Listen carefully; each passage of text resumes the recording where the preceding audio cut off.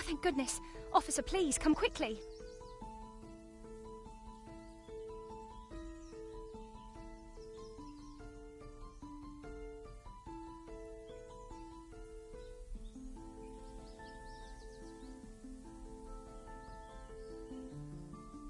Bonjour, mademoiselle. How can I... It has become a madhouse. Madame has been shouting and cursing all morning. I've never seen her so angry. But what great luck to happen upon you.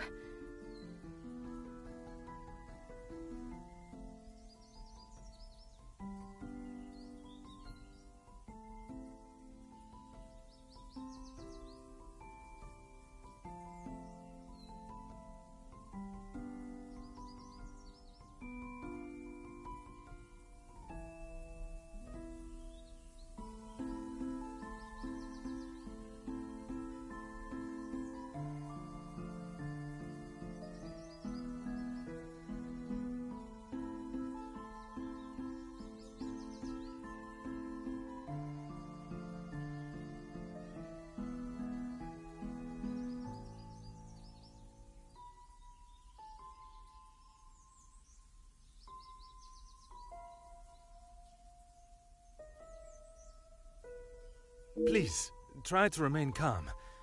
First, may I ask your name? We don't have time for that. Please, hurry.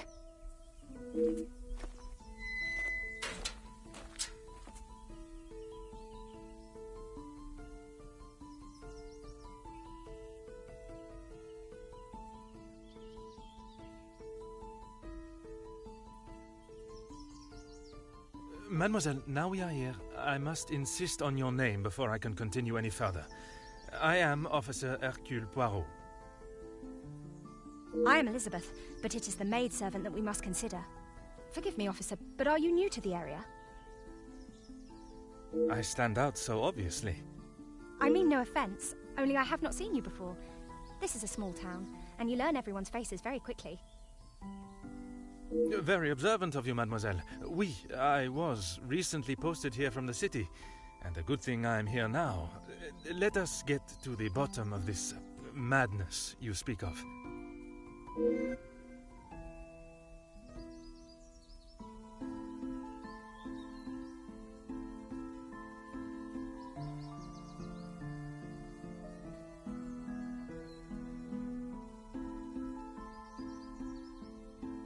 There has been a theft at the house. Then I am exactly where I should be, n'est-ce pas?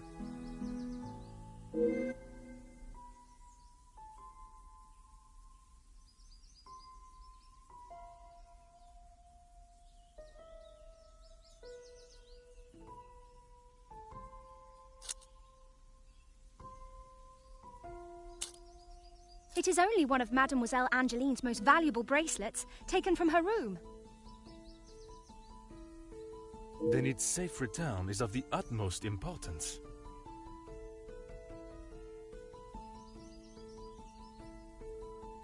Madame Van den Bosch, the lady of the house, believes Fleurette is behind it.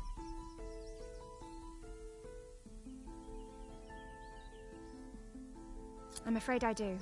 I know Madame is confident of Fleurette's guilt, but she wouldn't do such a thing. Surely a burglar is responsible, as Mademoiselle believes. Merci, mademoiselle. Your assistance has been invaluable.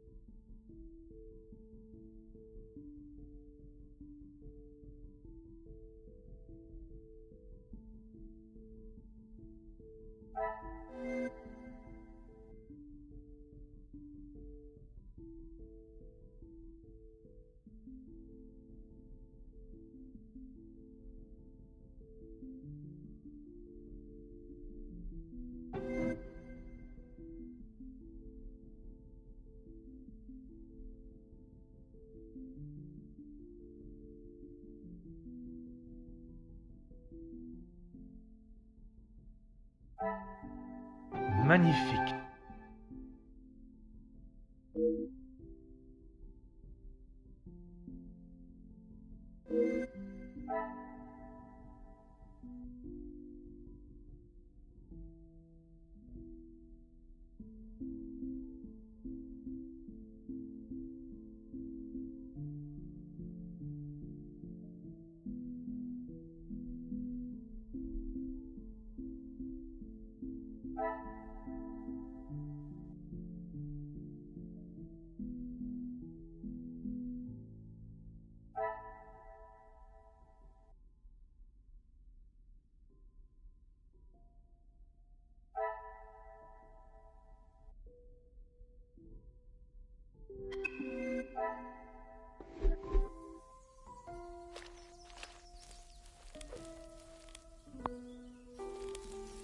Ah.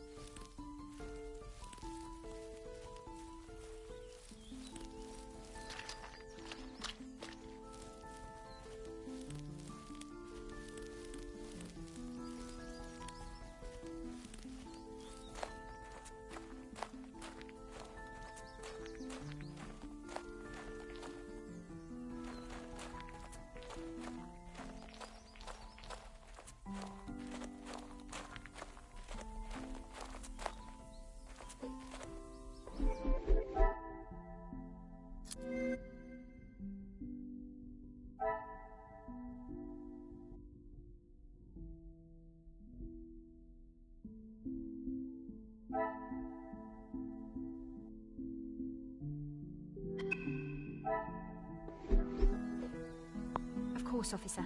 How can I help?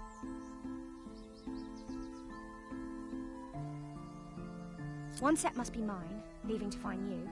The other set must be Florette's. She was caught in the rain this morning.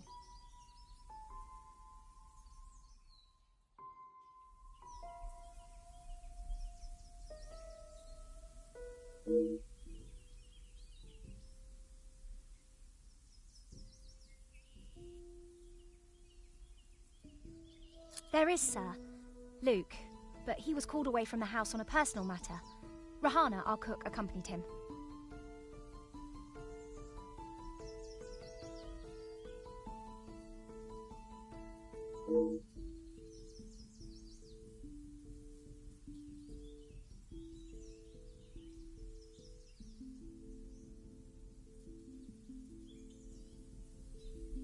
Merci, mademoiselle.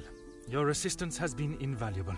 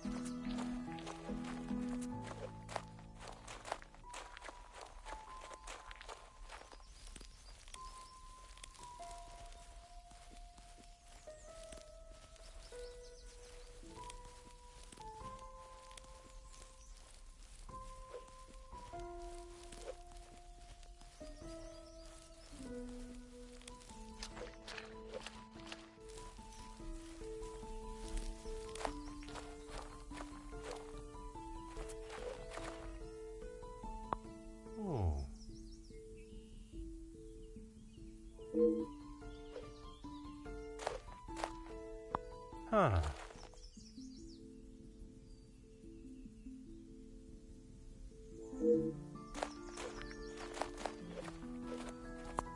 Ah.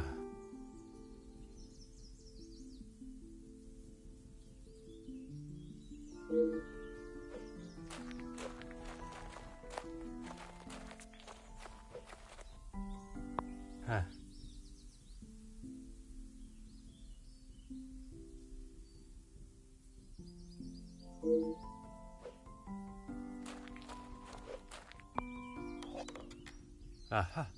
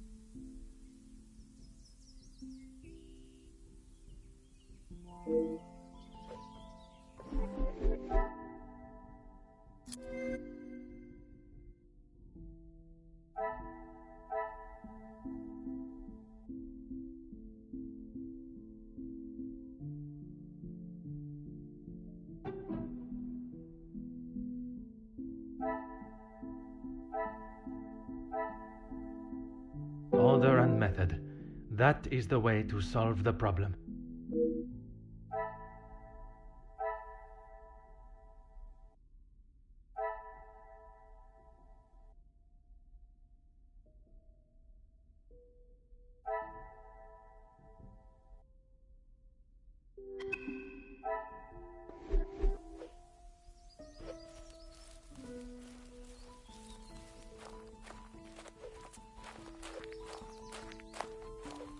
Of course, officer. How can I help? Excuse me, officer? The carving on the bench. Forgive me, I was not suggesting anything untoward. Oh, of course not. Yes. I suppose there must be. Would you know the identity of the mysterious L and E? I'm afraid not. Perhaps they were old residents. A pair of star-crossed lovers, perhaps. Madame does not allow distracting staff relationships. Love is not something that can be harnessed so easily. That is Madame's rule. And I wouldn't want to be the one that challenges her on it. Merci, mademoiselle. Your assistance has been invaluable.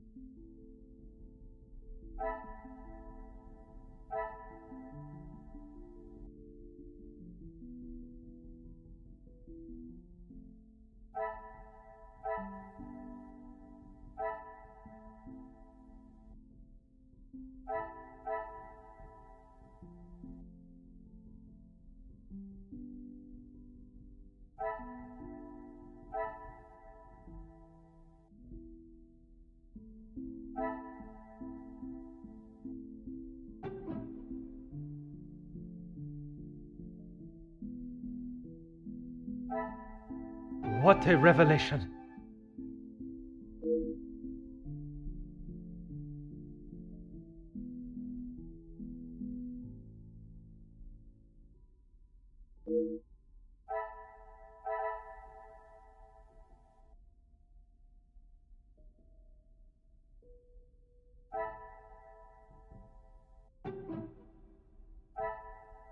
The pieces of the puzzle are finally coming together.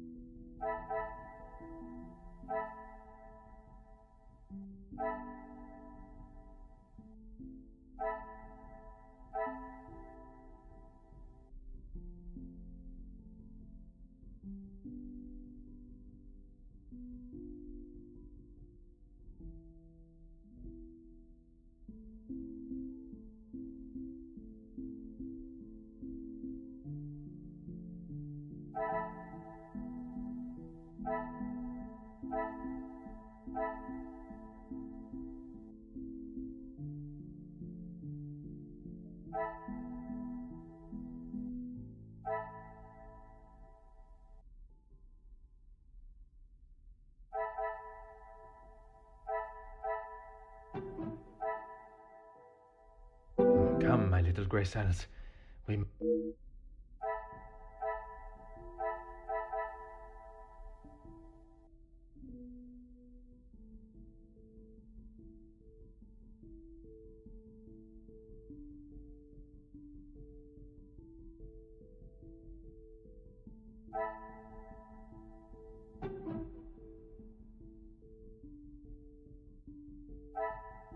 Is there something I am not seeing?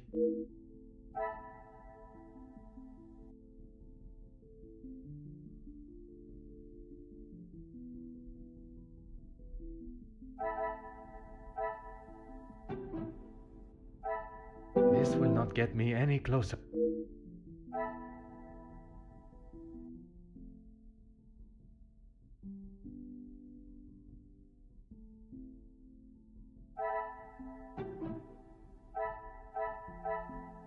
their success. I never doubted myself.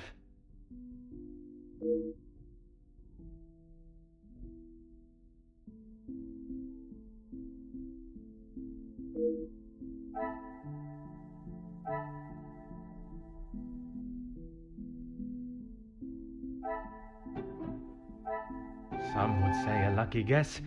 I would say a moment of genius.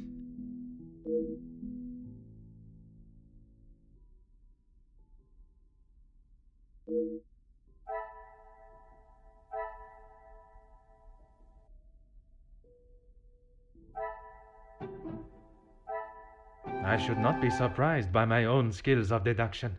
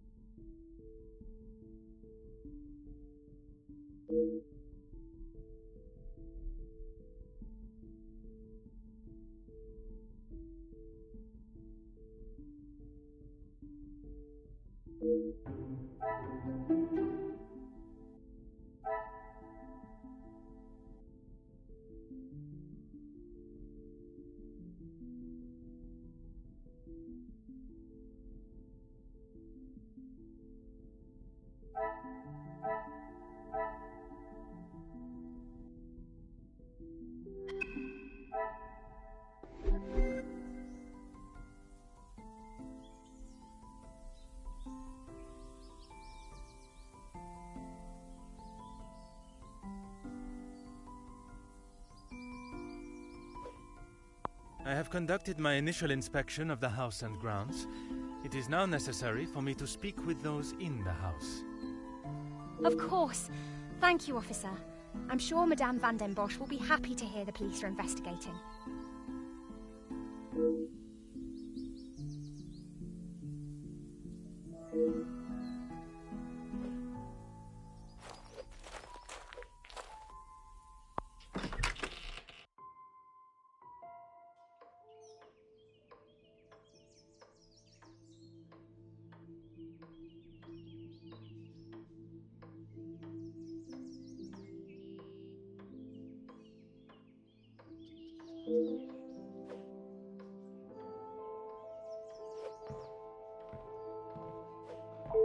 Who are you?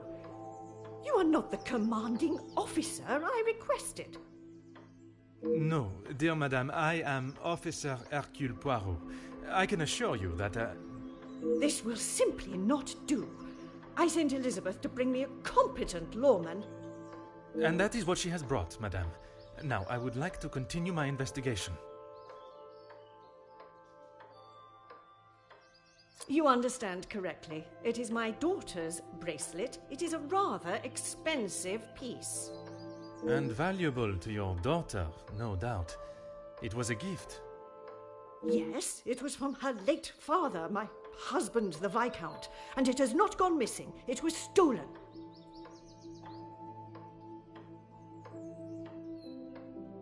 I do not believe so. I know so.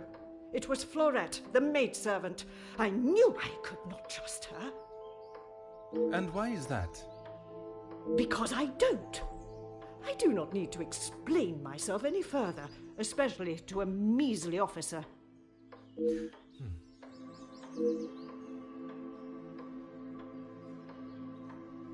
Don't be ridiculous. I have told you who is guilty. If there had been a break-in, surely it would be your job to stop them. If it was the case, of course, madame. Although I cannot predict a burglar's movement. Perhaps then you have proved me right, and you aren't the competent officer I require.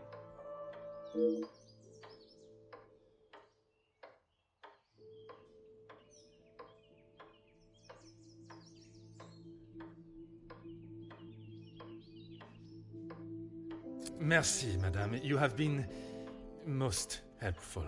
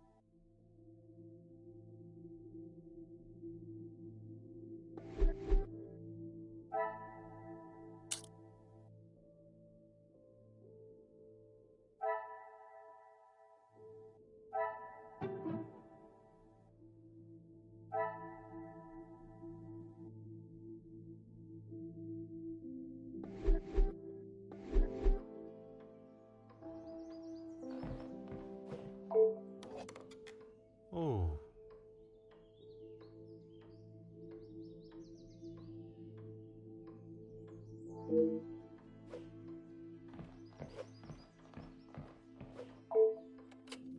Hmm.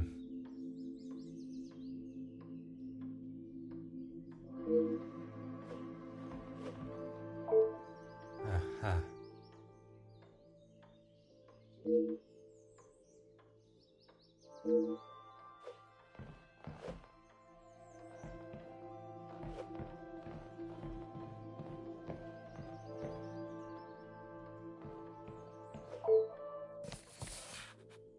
Huh.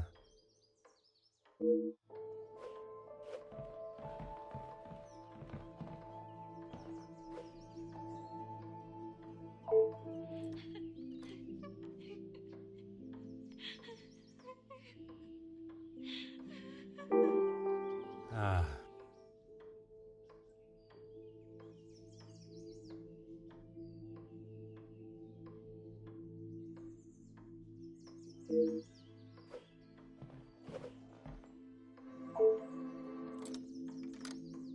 Hmm.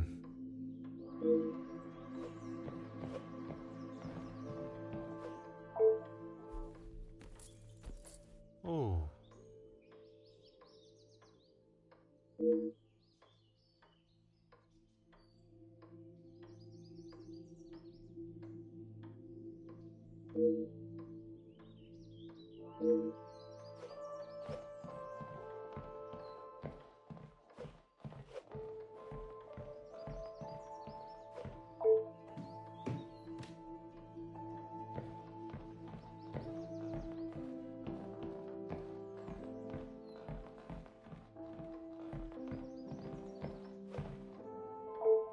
Huh.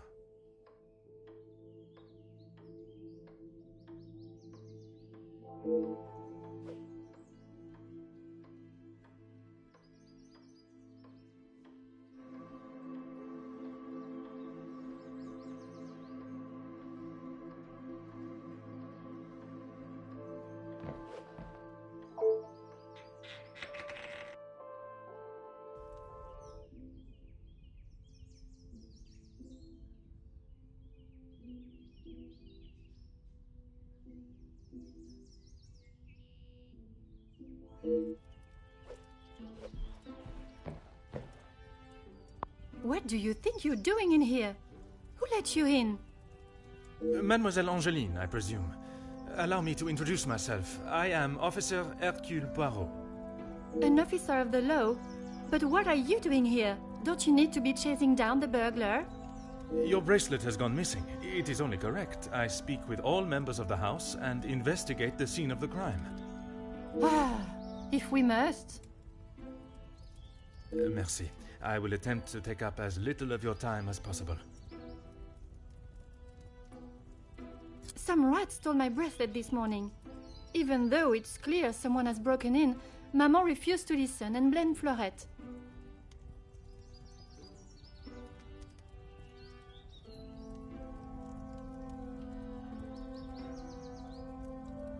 You sound very convinced it was taken by someone from outside of the house. My window was open when I returned. How else can you explain that?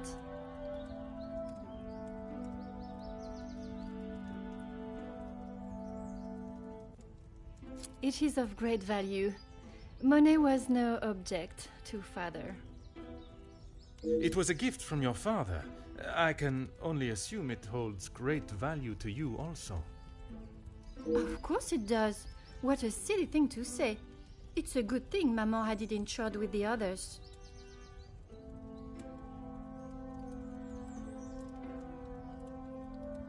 It must have been while I was down at breakfast with Elizabeth. She was with me all morning. Mademoiselle Elizabeth was with you until you discovered the bracelet was missing? She was. She woke me up later than usual. I washed and dressed, and we went down to the lounge for breakfast. You have been of great help to my investigation, mademoiselle. I will do everything I can to find the culprit and return your bracelet.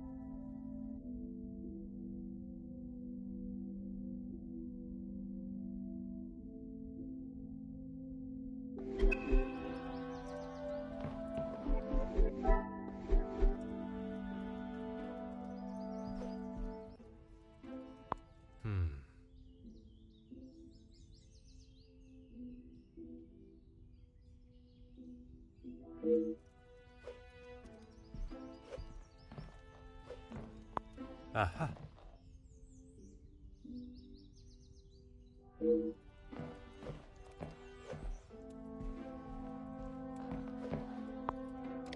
Oh.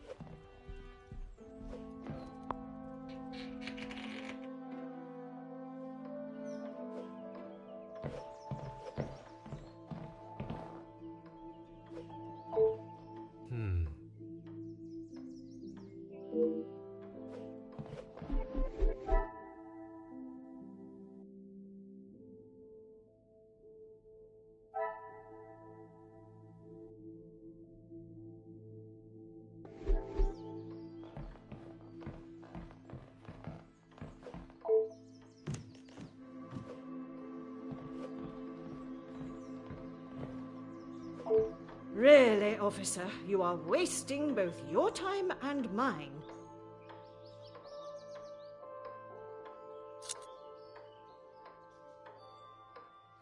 And what is your point? May I ask of the subject? You may not. Honestly, your prying is getting on my last nerve. Only if you are prepared to take Florette away.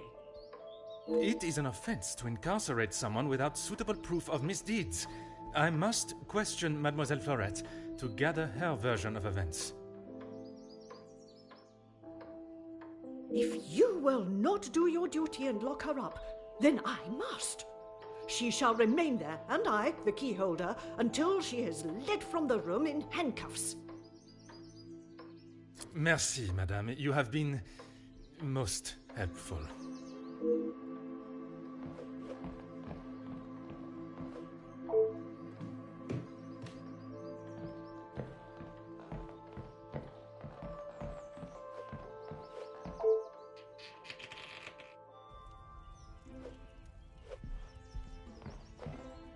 The longer you are here, the further the criminal goes with my bracelet.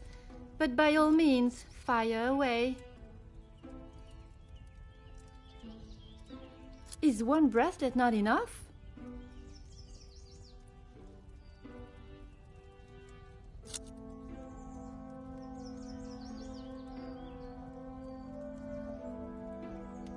Why don't you believe me? I wish you hadn't spoken to Maman. As I have stated, it is my duty to speak with every member of the house, and I would not want to have discovered a further missing piece later. You have been of great help to my investigation, mademoiselle.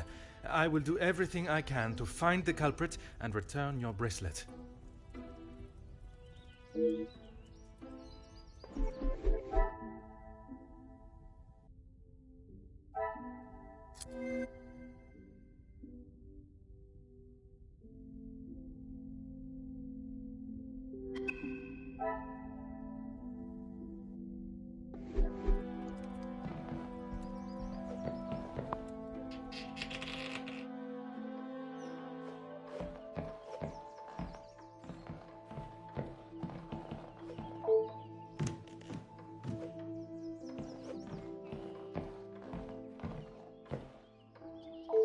Really, officer, you are wasting both your time and...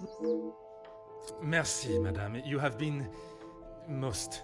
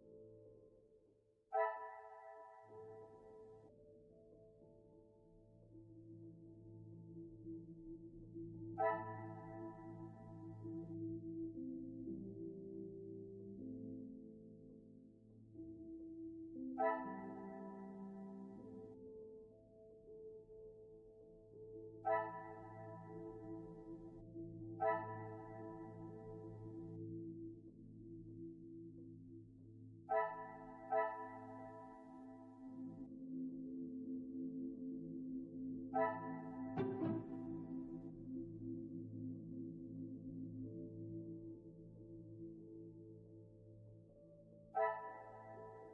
cannot see the logic in this.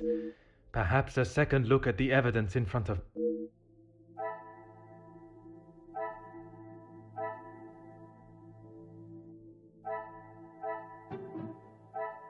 I must act on thought and fact.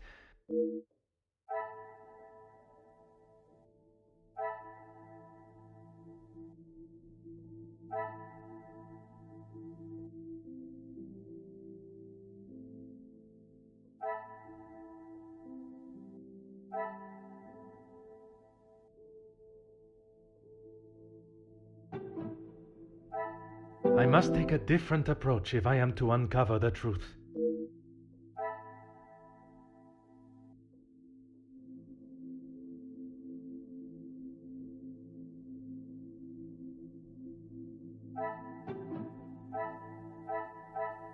Things are beginning to become clearer.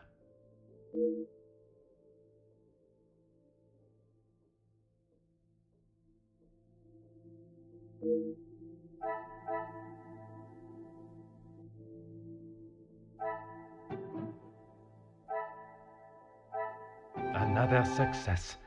I never doubted myself.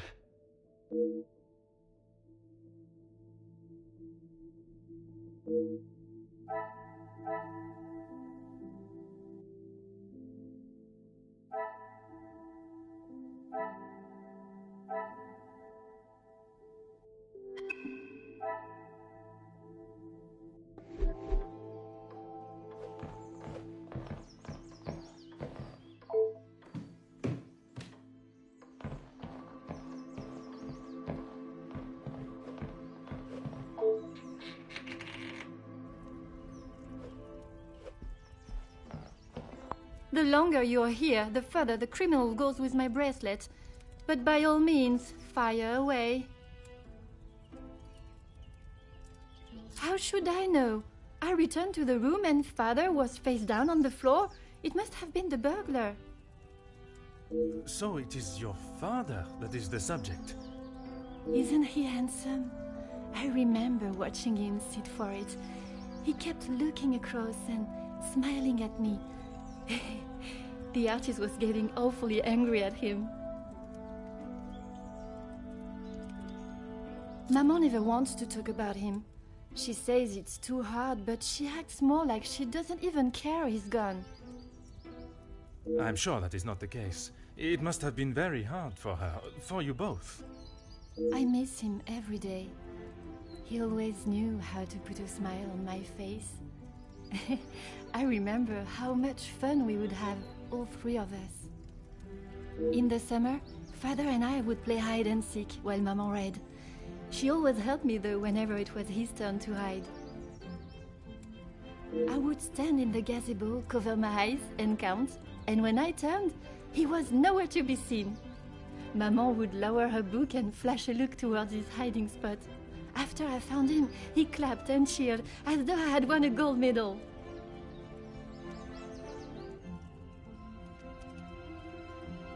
When I was hiding, it didn't matter where I was. He could never find me. I always thought I was an expert hider, but when I think back now, I know he was letting me win. He always said my smile was prize enough for him. He always knew just what to say. I am sure he would want you to be smiling today, even under such circumstances.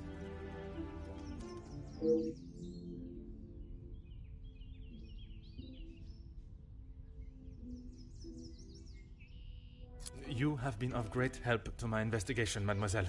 I will do everything I can to find the culprit and return your bracelet.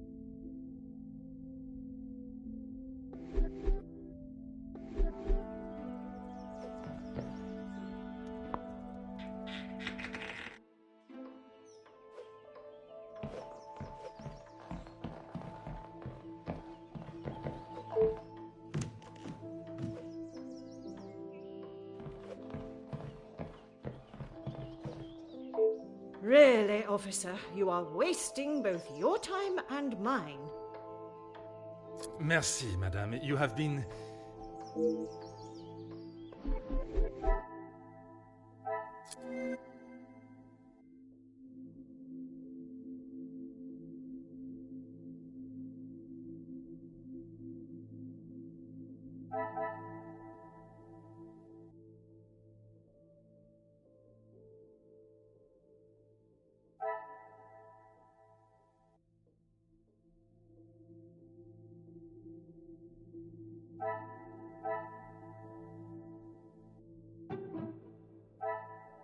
Come, my little grey cells.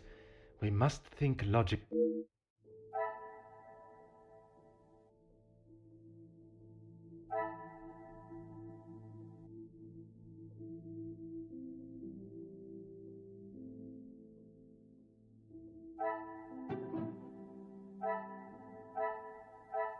This will not get me any closer.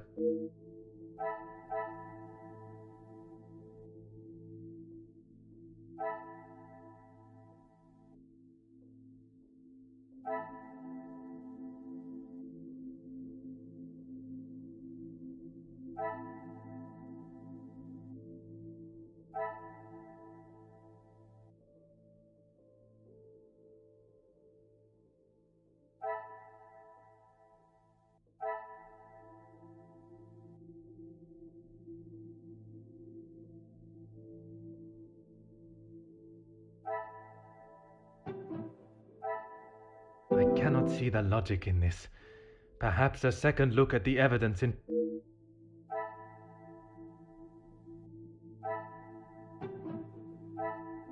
I should not be surprised by my own skills of deduction.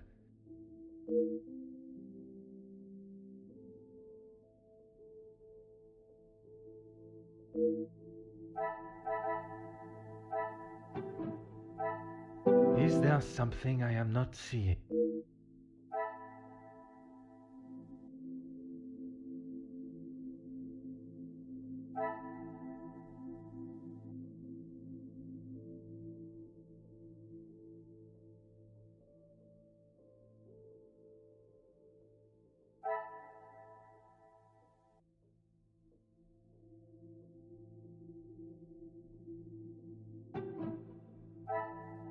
Magnifique.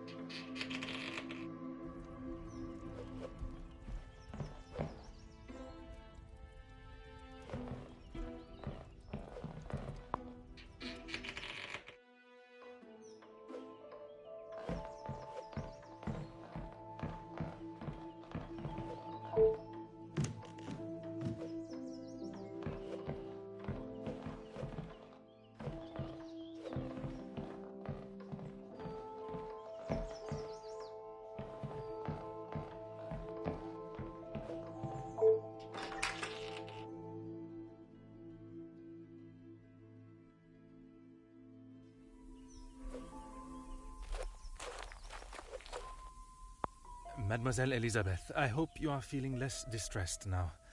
I can assure you I shall find the guilty party and the bracelet. Thank you, officer. Yes. All I want is for Florette to be heard. Bien sûr. Rest assured she will get the fair trial she deserves. I wonder if you could help me with some questions regarding the house. Of course. Whatever I can do to help.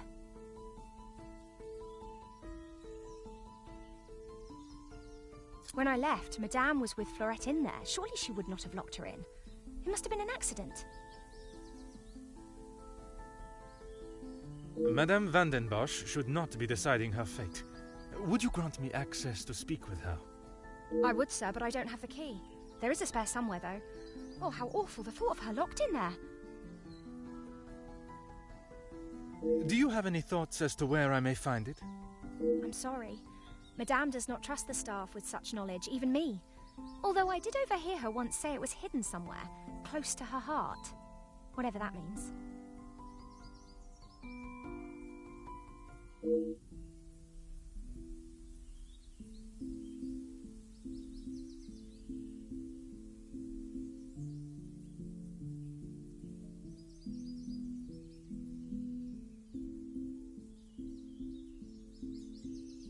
Now I think of it, I don't recall seeing her memento tin.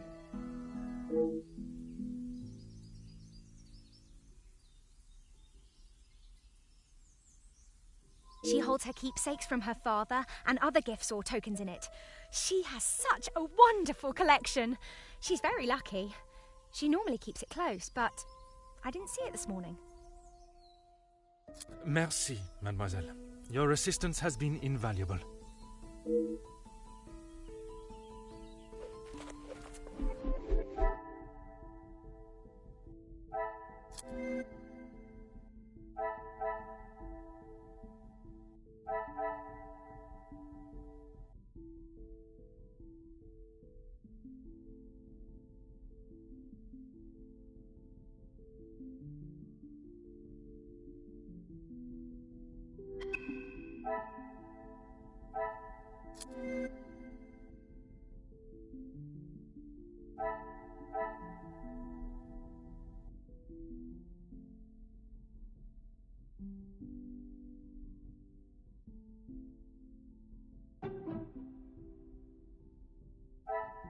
I must take a different approach if I am to uncover order and method. That is the way to solve the problem.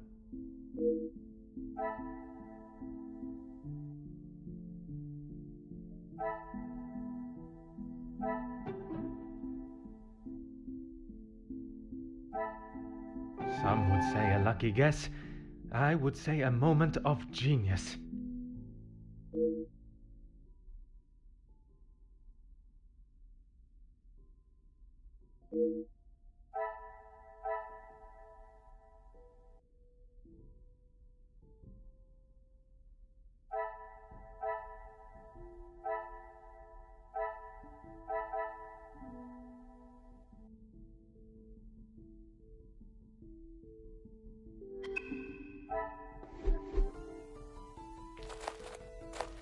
Certainly, officer.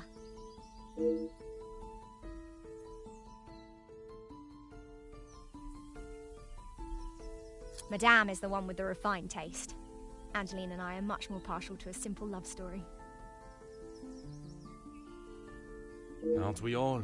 Romeo and Juliet, the most famous of love stories. I do enjoy it so. The passion, the romance. It gives me goosebumps just thinking about it. Madame has a copy upstairs in the main hall. Merci, mademoiselle. Your assistance has been invaluable.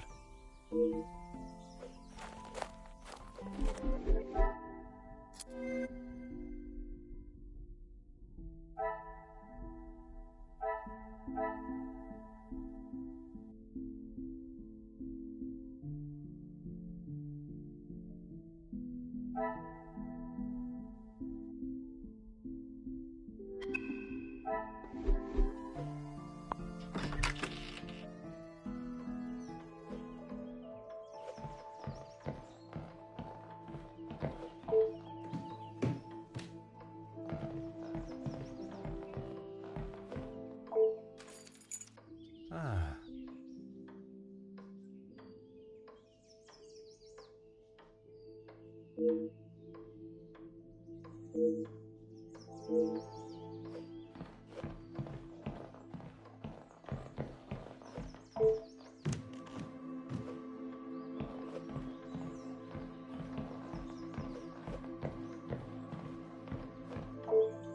Finally, it is unlocked.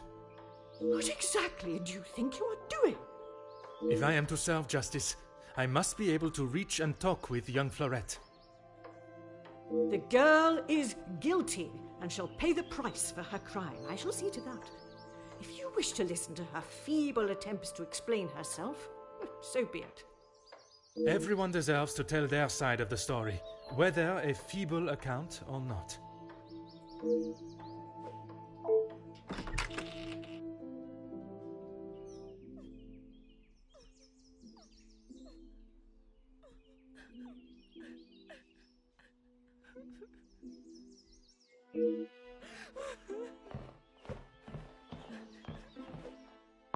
Mademoiselle Florette, I presume. Please, officer. I did nothing wrong. You can't take me away. Please relax, my dear. If you have done nothing wrong, you have nothing to worry about. But it is my duty to investigate all avenues. Ah bon? Relax. So you don't think I took the bracelet? As of this moment, I cannot say.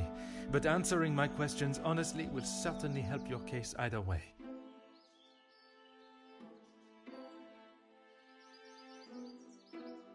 I didn't even know it was missing till I got accused of taking it. Madame was so angry. She wouldn't listen to me. There must be some reasoning behind her accusation.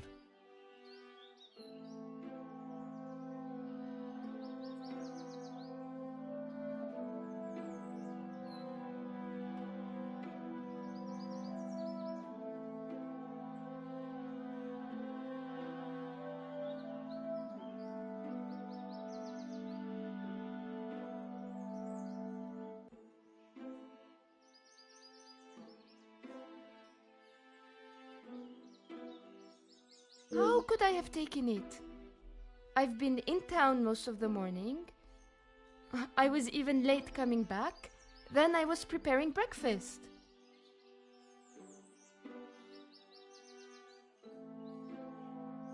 Rihanna the cook is away, so I had to fetch breakfast for the house and prepare it all myself.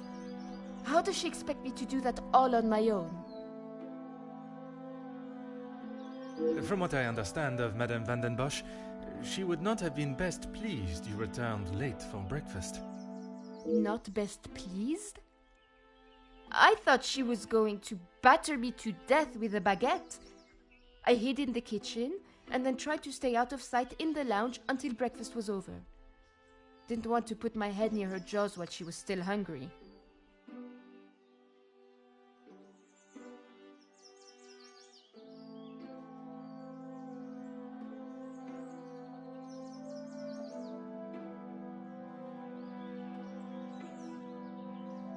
Perhaps a brave move under the circumstances. And you did not go upstairs at all. Madame was singeing a hole in the back of my apron with her glare. I daren't have moved. I was too scared to blink the wrong way. Never mind stamping upstairs.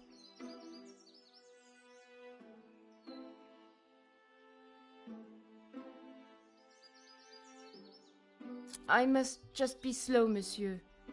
My mother always said I moved like the snail. Maybe I was just happy to be out of the house.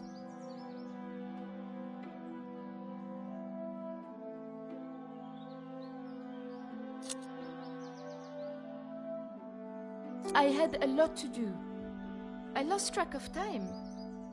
I wanted to prove to Madame I'm not the useless waif she thinks I am. Merci. I shall take everything you have told me into consideration.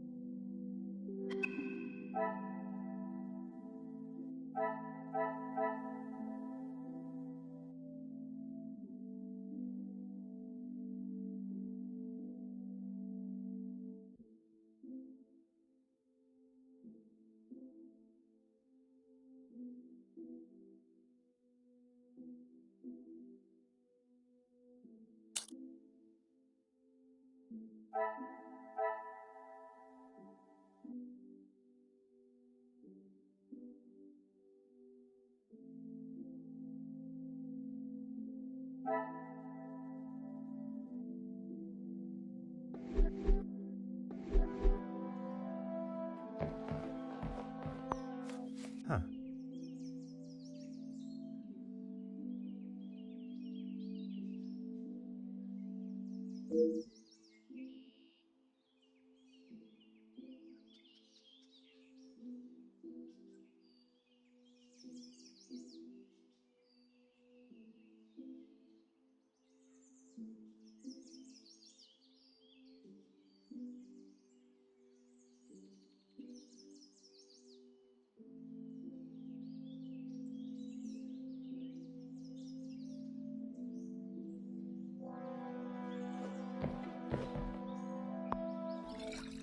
Ah.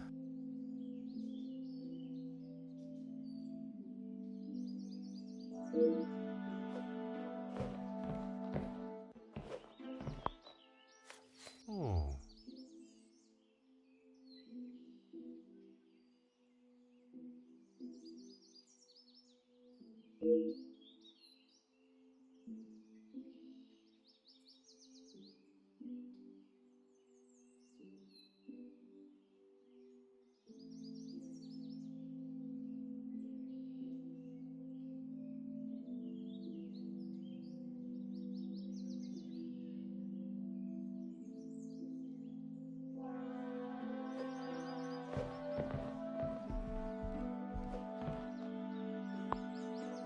Aha.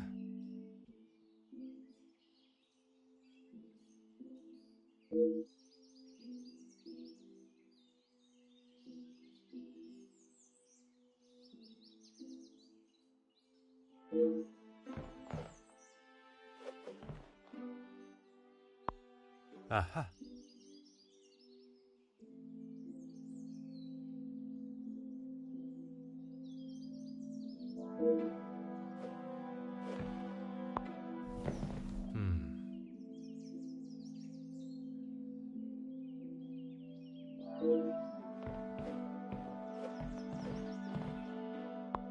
Hmm.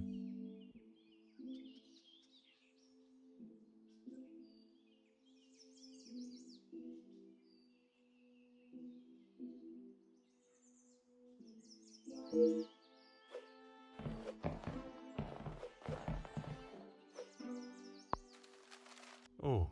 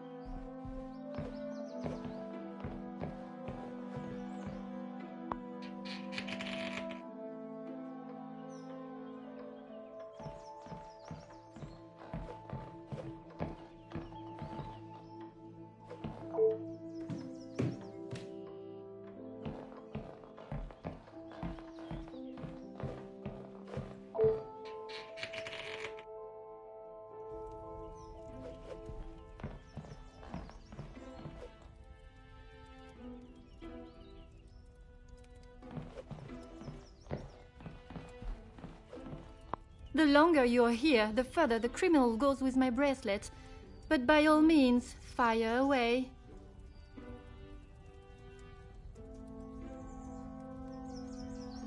Maman is never happy with anything these days. Also, Florette does have a habit of not doing things exactly how Maman wants them done. And how does she react when she sees Florette not doing things the correct way? Maman has a temperament of a kicked cat. Florette has often been on the wrong side of it. That is how she responded today? She was shouting at her, and when Florette would not admit she took the bracelet, Maman really lost her temper. I have not seen her that angry before. You have been of great help to my investigation, mademoiselle. I will do everything I can to find the culprit and return your bracelet.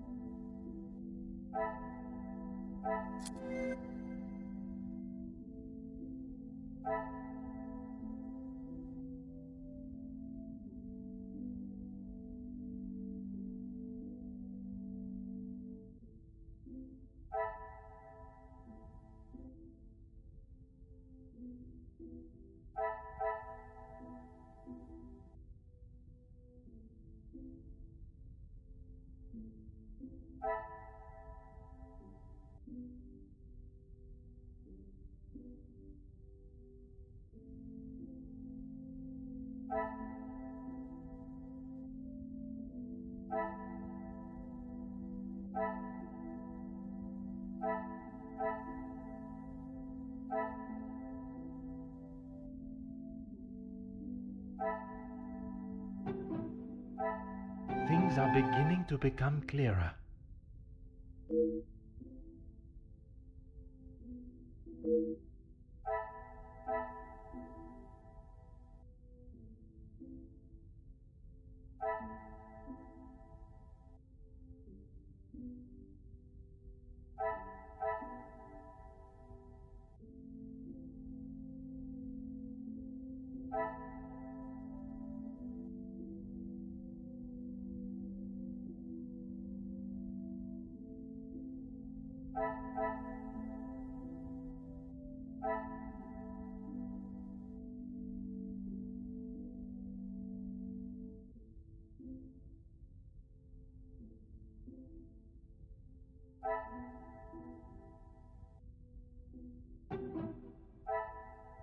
What a revelation!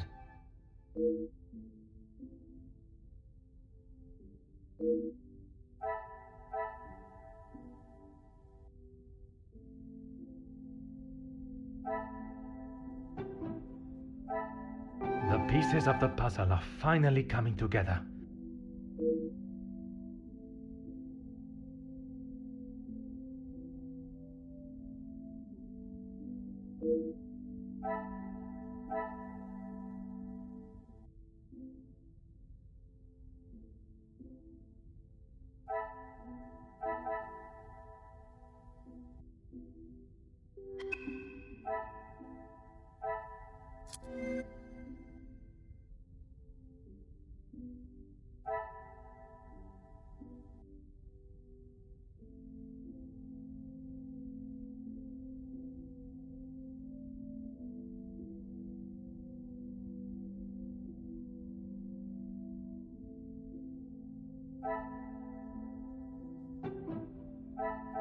Another success.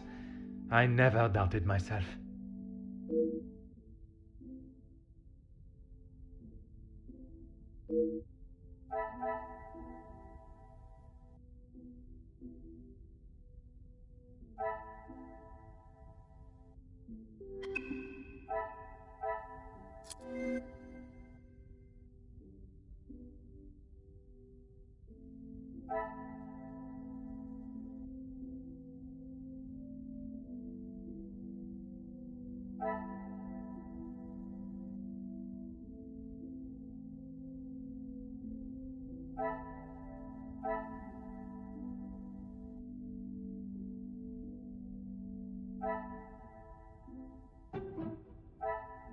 I must act on thought and...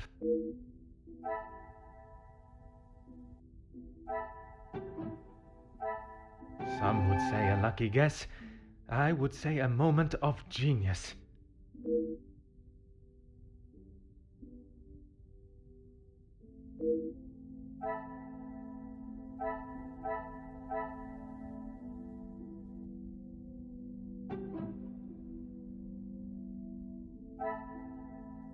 The pieces of the puzzle are finally coming together.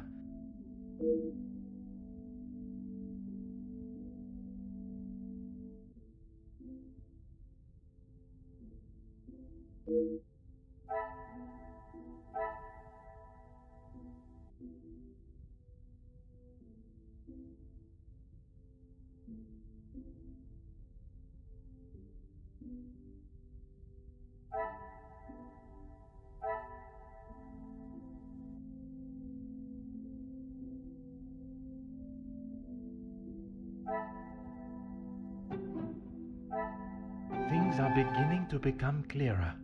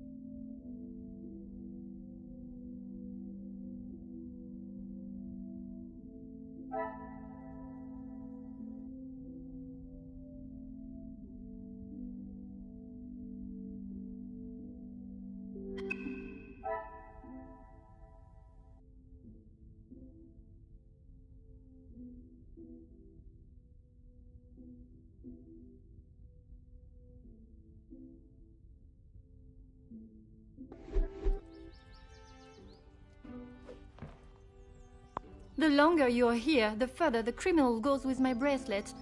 But by all means, fire away. You have been of great help to my investigation, mademoiselle. I will do everything I can to find the culprit and return your bracelet.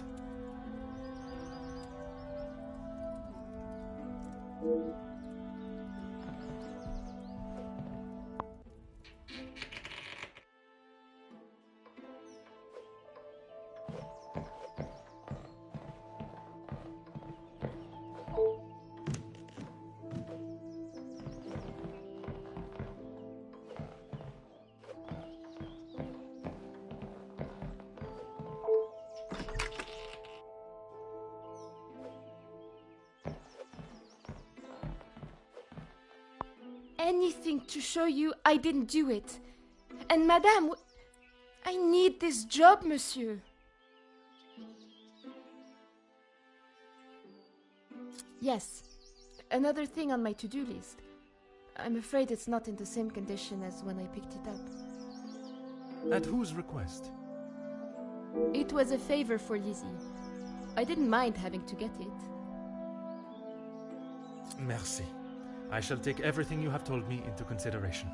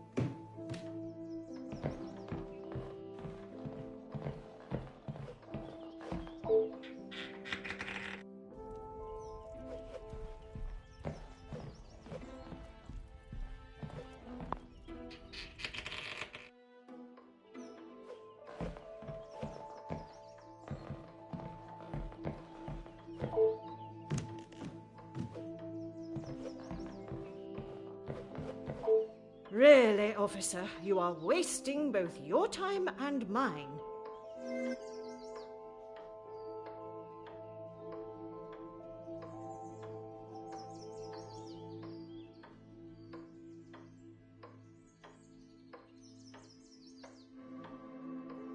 If you have something to ask, officer, I suggest you stop wasting my time further and just get on with it.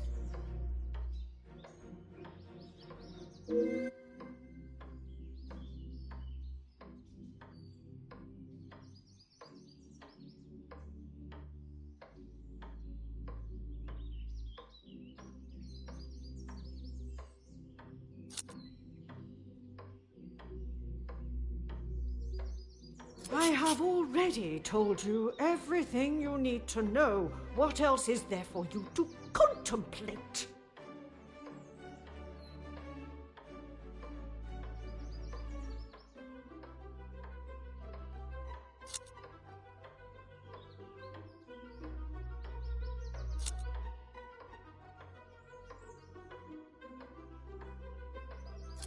I am not sure what you are trying to imply, officer. But I will remind you of my position in this house and my standing with your superiors.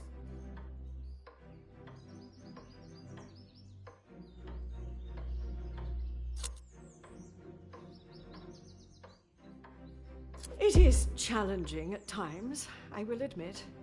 But I can assure you the Van den Bosch name is as strong and prevalent as it has always been. Officer, you have wasted enough of my time.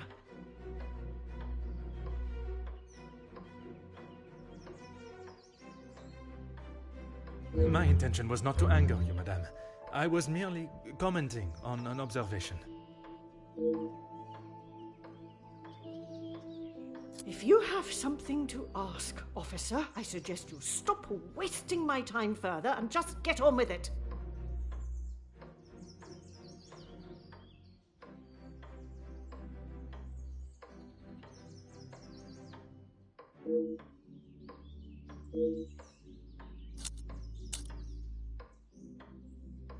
And this is how she repays me?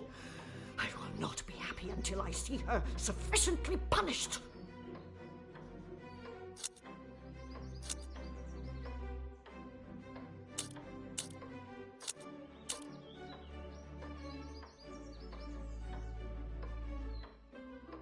I doubted your abilities, but perhaps they are not as inadequate as I thought.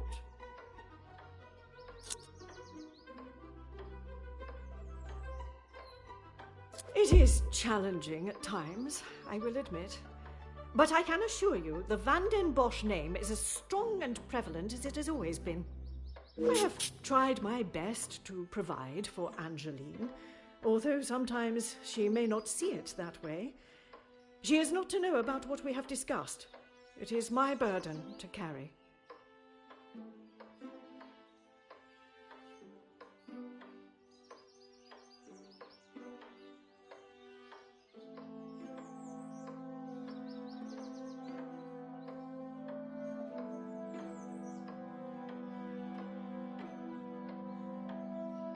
You are accepting the hand you have been dealt and raising a fine young mademoiselle. That is all that can be asked of you. And you have done nothing but bother my staff and my family. I cannot stand here any longer and listen to this second-rate officer speaking such drivel.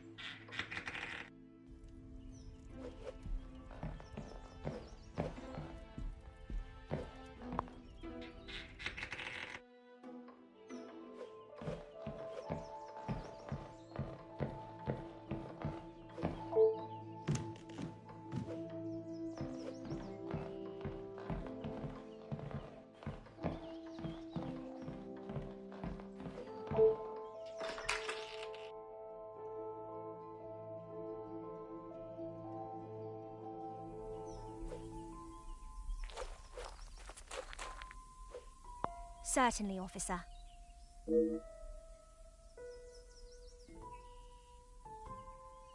The lounge? A package? Oui, it is quite hard to miss. Oh, how silly of me. I must have had my head in the clouds this morning. I'm sorry, I can't help you further.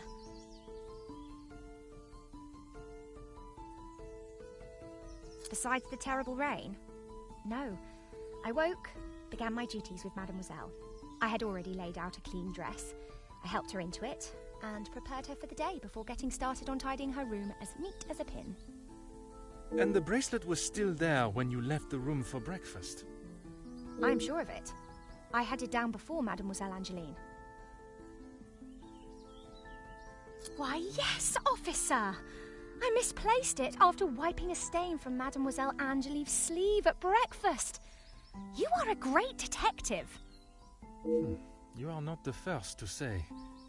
Had she not noticed it herself, I imagine Madame would not allow even the smallest imperfection. It baffles me how she couldn't have. It was only luck that I spotted it before Madame, and a good thing I did. Madame is under a great deal of strain. It can't have been easy for her to lose her husband, raising Mademoiselle alone. She can be quick to anger. And this morning, it sounds as though it was such an occasion. It's not the first time I have had to stand and watch such treatment. I hate to see it. As I said, Madame hasn't had the easiest time.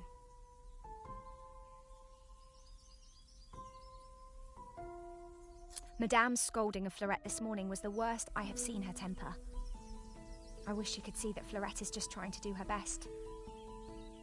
Could there have been another reason for such a reaction? Madame was not happy Fleurette was late. All through breakfast, Madame was watching her with a piercing eye. But she's still learning the way. Merci, mademoiselle. Your assistance has been invaluable.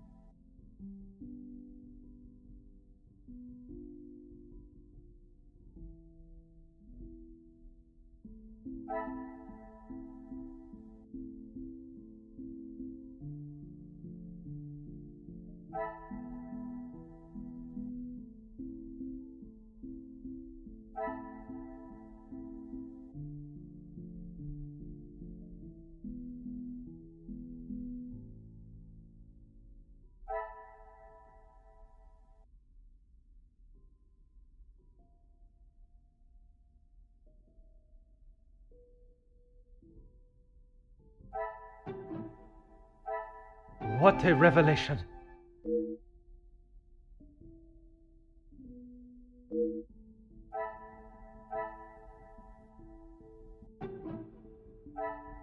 I should not be surprised by my own skills of deduction.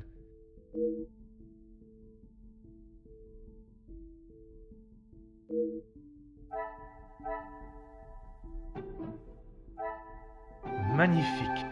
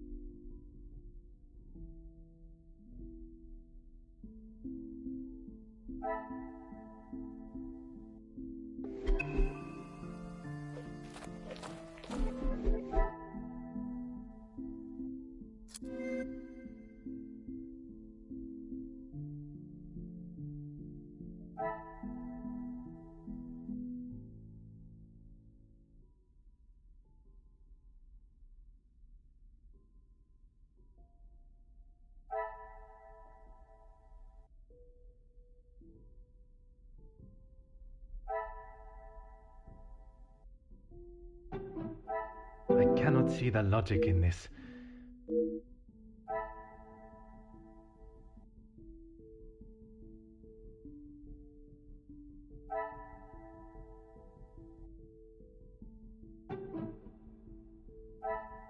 Is there something I am not...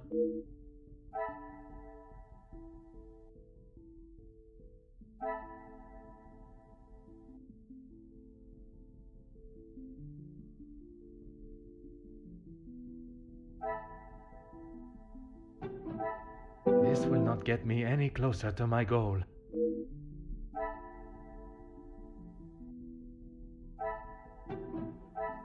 Another success. I never doubted myself.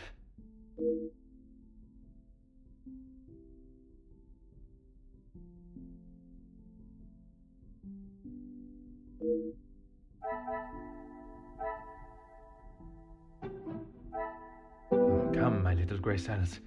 We must...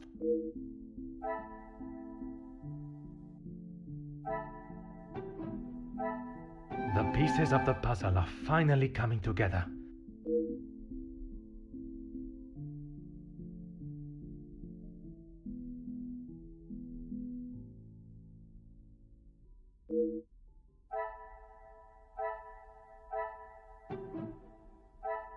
Order and method. That is...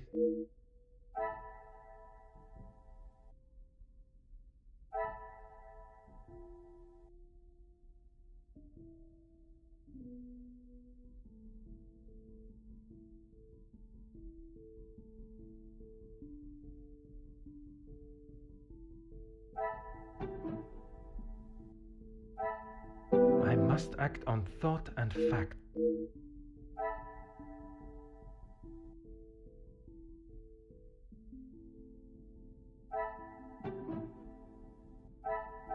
Things are beginning to become clearer.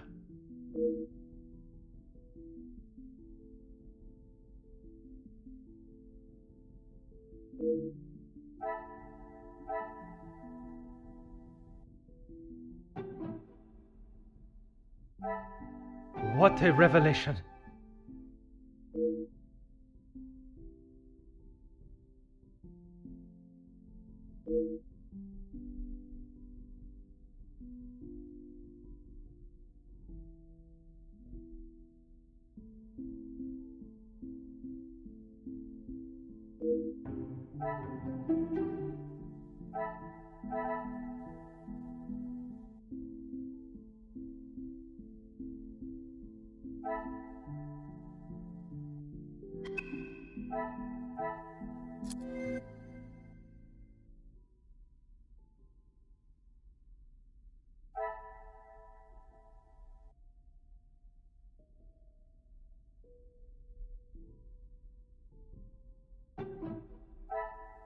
Magnifique.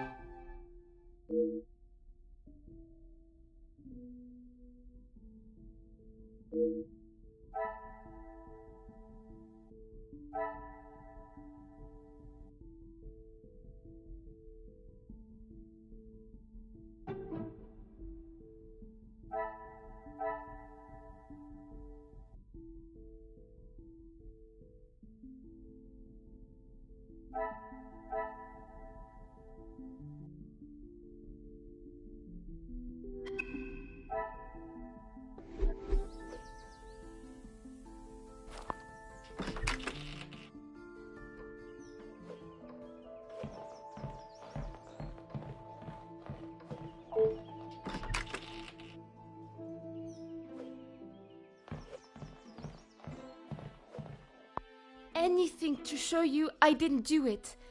And Madame, I need this job, monsieur.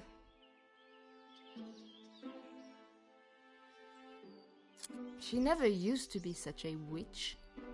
When the Viscount was alive, she was much nicer.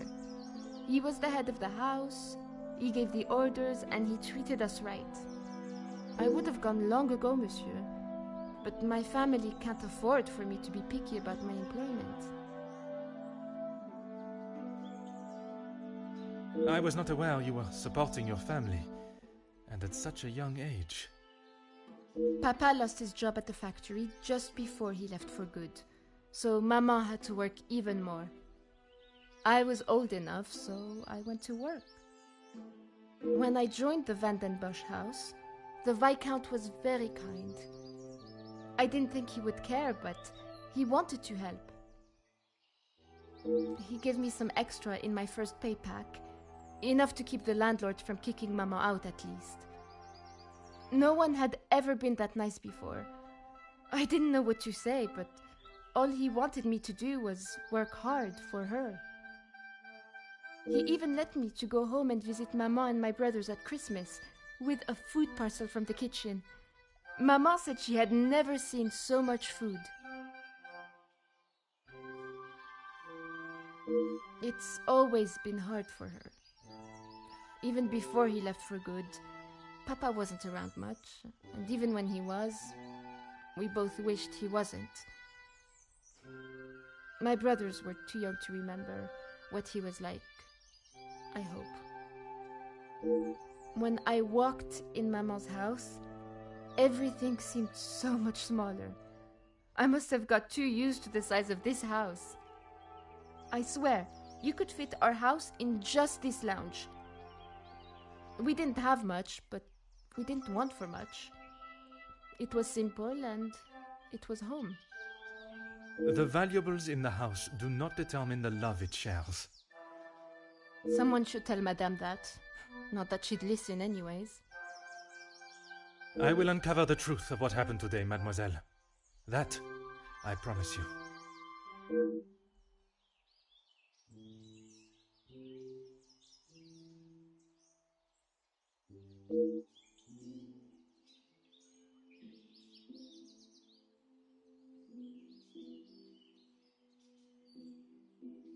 Merci.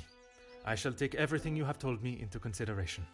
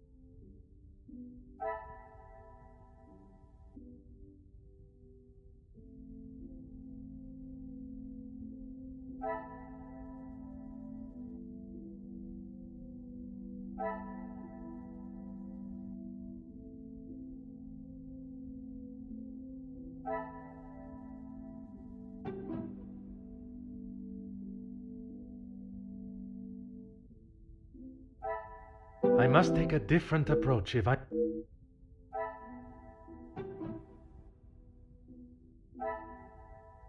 Is there something...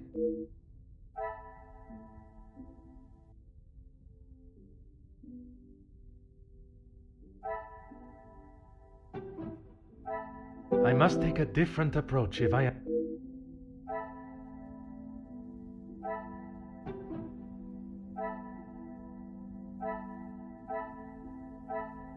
I should not be surprised by my own skills of deduction.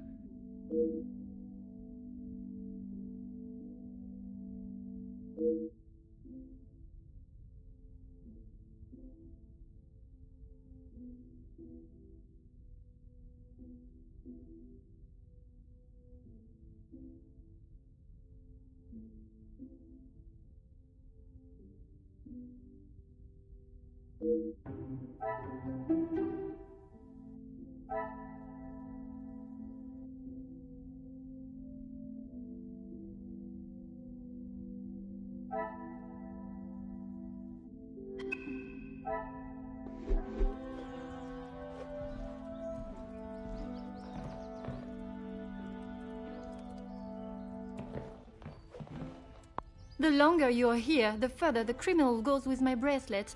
But by all means, fire away. You have been of great help to my investigation.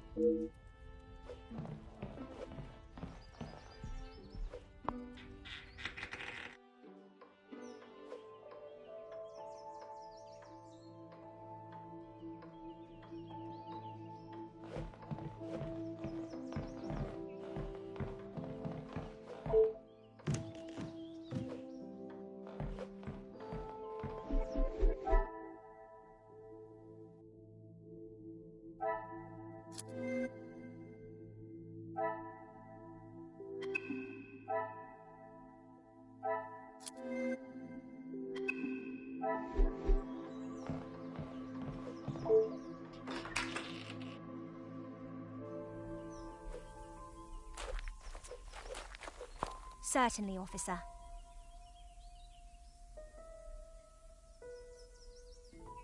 How could I not be? I may not enjoy his other works, but how can one not be blown away by a story of two so deeply in love that they will risk everything just to be together? Especially being able to draw similarities between Verona's star-crossed lovers to yourself and your dearest. But I hadn't told. Mademoiselle, I am an officer of the law. It is my duty to uncover the truth. Please, you cannot say anything to Madame. She is against staff relationships of any kind. In her eyes, a relationship between staff is nothing more than a distraction. But he means so much more to you. Oh, officer, I have found my soulmate. At first, it was nothing more than pleasantries around the grounds, but that quickly changed. I know it's not proper for a young lady to pursue a gentleman, but once I knew his feelings reciprocated my own, why shouldn't I have followed my heart? Love transcends professional and societal rules. The mere thought of him was enough to make me blush, but I knew that Madame would never give her blessing. If we wanted to continue, we would have to do so in secret. The summer evenings here are just so beautiful. I often find myself walking around the grounds after my daily duties are complete. And it was one such evening that Luke was waiting for me at the gazebo. He looked ever so handsome. And the poem he had prepared. He had barely started reading and I was already a blubbering mess. Standing there beneath the warm glow of the falling sun, he asked for my hand, and I gave him my heart with no hesitation. Oh, I'm sorry, officer. I've been chattering on for so long. You have much more pressing matters than to listen to me rambling aimlessly. One should never apologize for such a charming and bewitching story of love. But you are correct. While the culprit still eludes us, my work is not yet complete.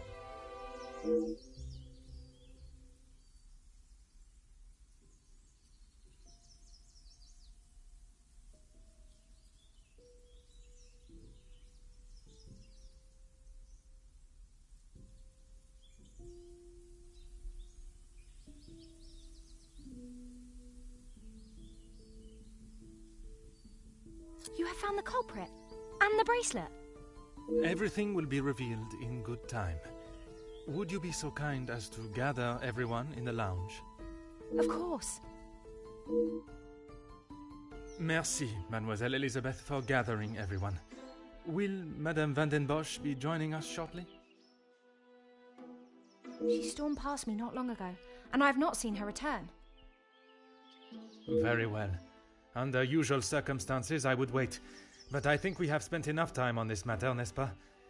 We shall have to proceed without her. This morning started like any other. My usual ordinary patrol, until I was approached by Mademoiselle Elizabeth about a suspected burglary and a missing bracelet. A crime I've been falsely blamed for. That I shall come to. I began my investigation outside, but it was not long before I realized there were no signs of an intruder. So I turned my focus to those in the house. You. Florette, your time here at the house has not always been the easiest for you, shall we say. I do what Madame tells me. And to the highest standard, I presume. Madame's standards are very high. I do my best. And you would at least expect fair treatment for the work, not to be spoken to in such a cruel and vicious way.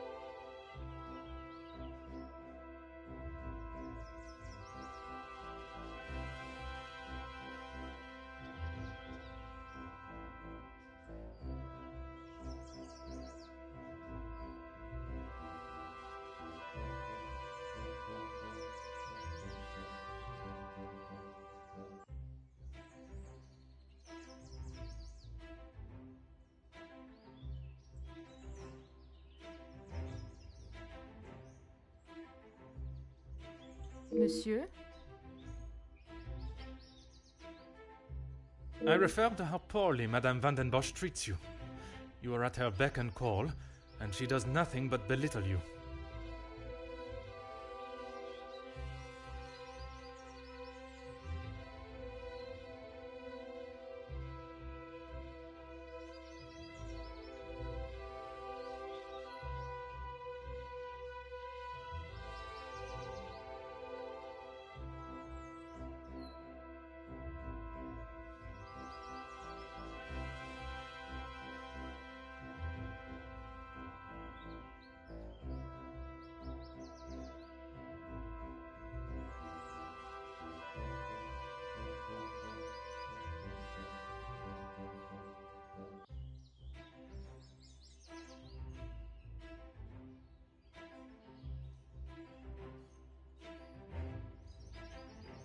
That is Maman you're talking about. Just wait until... It is nothing but the truth I speak, mademoiselle. All the while, mademoiselle stands by and does not even notice such cruelty. That must have angered you. Perhaps you thought it was time they deserved some retribution. Stop trying to put words in her mouth.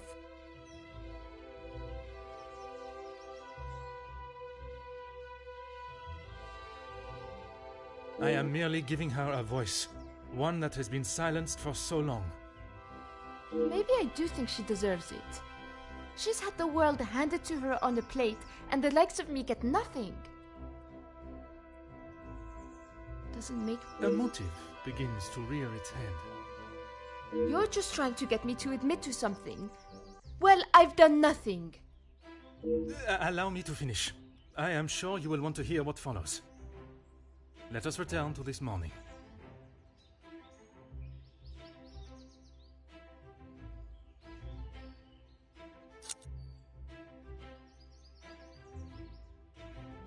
I was only trying to help Lizzie. You must have known how Madame would have reacted to your late return, especially with her prior treatment of you. She's angry at whatever I do. But nonetheless, you were willing to help a colleague, a friend, knowing what the repercussions could be. And that show of loyalty to your friend has been the thing that proved your innocence. Monsieur? Because of such willingness to help, you were delayed in town, meaning You had no viable way of taking the bracelet from Mademoiselle Angeline's room. There was simply no opportunity. I told you! Maybe now Madame will believe me. It is evidence not even she can ignore. Which then leads us to Mademoiselle Elisabeth. Mademoiselle Elisabeth, you have been with the Van den Bosch family for quite some time now, correct? That is correct. You have grown close with both ladies of the house and your fellow members of the house staff, would you say? Of course. And I certainly hope they feel the same.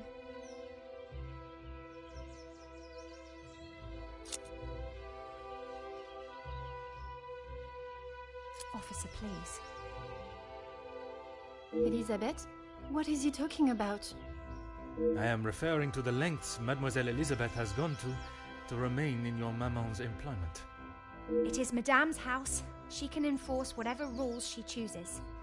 Even if they are going against the very nature and cornerstone of man, to love. I still do not understand. Perhaps that is best for everyone. It is neither my place nor my want to make this situation any more awkward than it needs to be. Oh, thank you. Besides, it was not that story that cleared Mademoiselle Elisabeth's name. Rather, Florette's. Florette's? But she was not here for most of the morning. But when she was, more precisely while preparing the table in the lounge, she noted that, against regularity, you arrived alone for breakfast, without Mademoiselle Angeline by your side. I'm not sure I understand what you mean. It means that I found myself with two suspects with potential motives. But with a lack of opportunity, I was left with only one. Mademoiselle Angeline. You can't believe I would hide my own bracelet.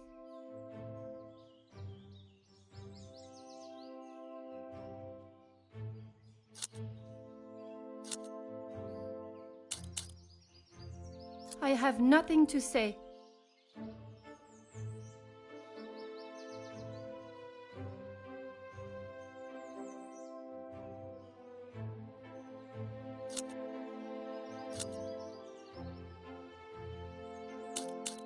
How dare you speak to me like that? You have no idea what you're talking about.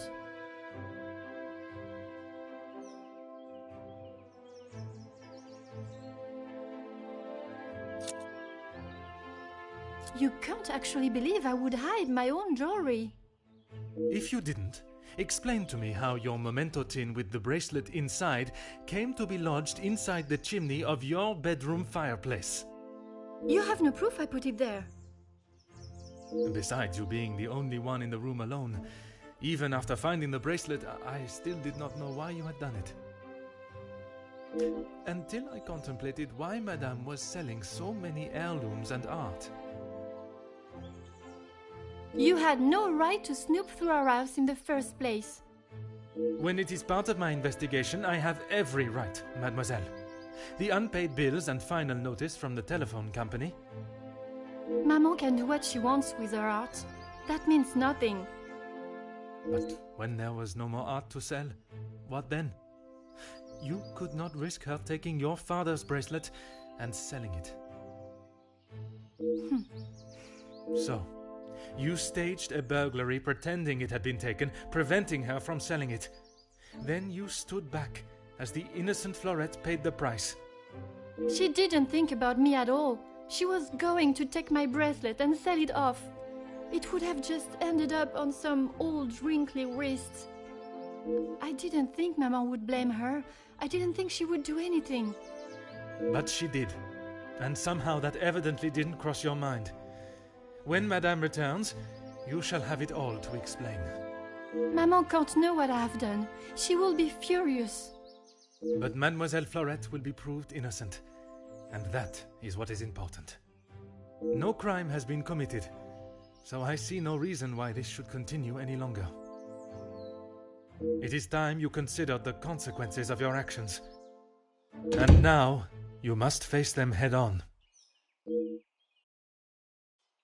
Maman, you're home. Of course I am. And I've brought someone that will bring some order to this chaos.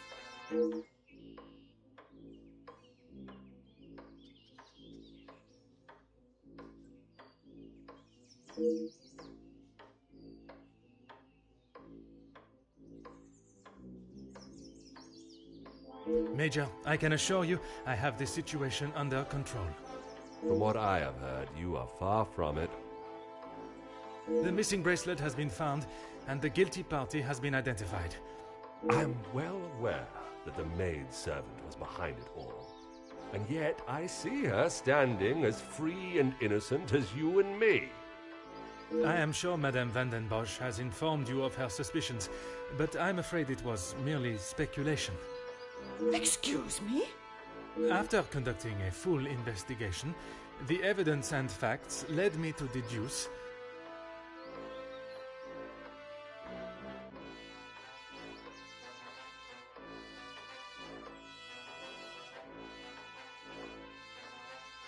I certainly hope you are not accusing my daughter of... I'm sorry, Maman. He's right. Florette is innocent. I just wanted to show you. Shh, girl. I will not have you guilted into taking the blame for that sticky-fingered girl.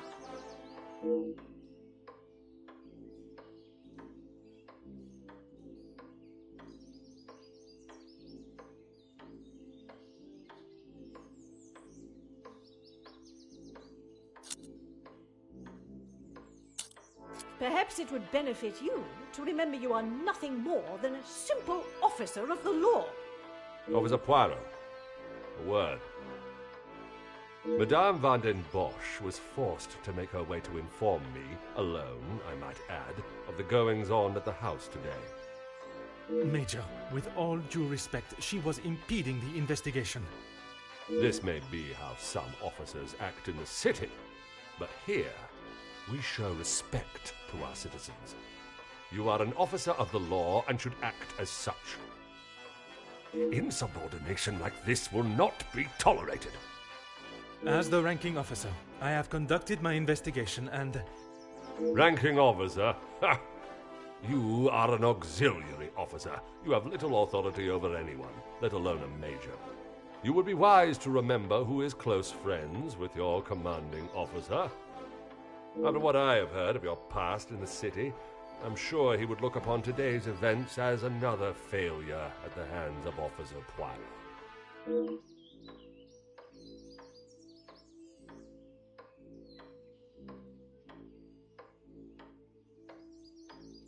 Oui, Major. Now I suggest you do your duty and escort the maidservant to the station where she can be formally charged and a sufficient punishment handed out. Right away.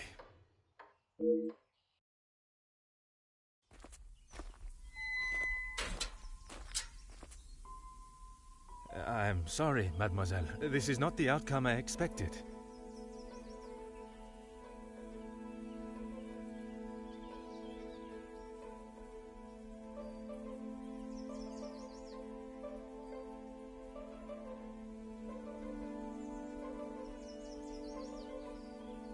Maman was right. We'll always pay the price for the upper class's actions.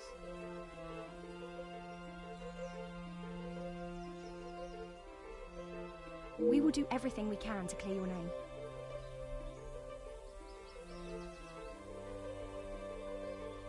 What can you do now?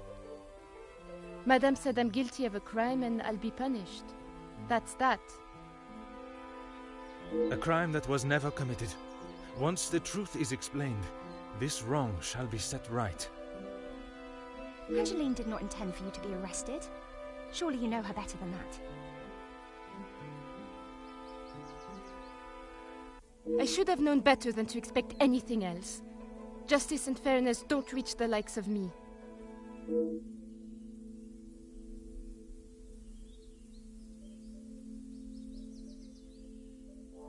What you saw today was not justice.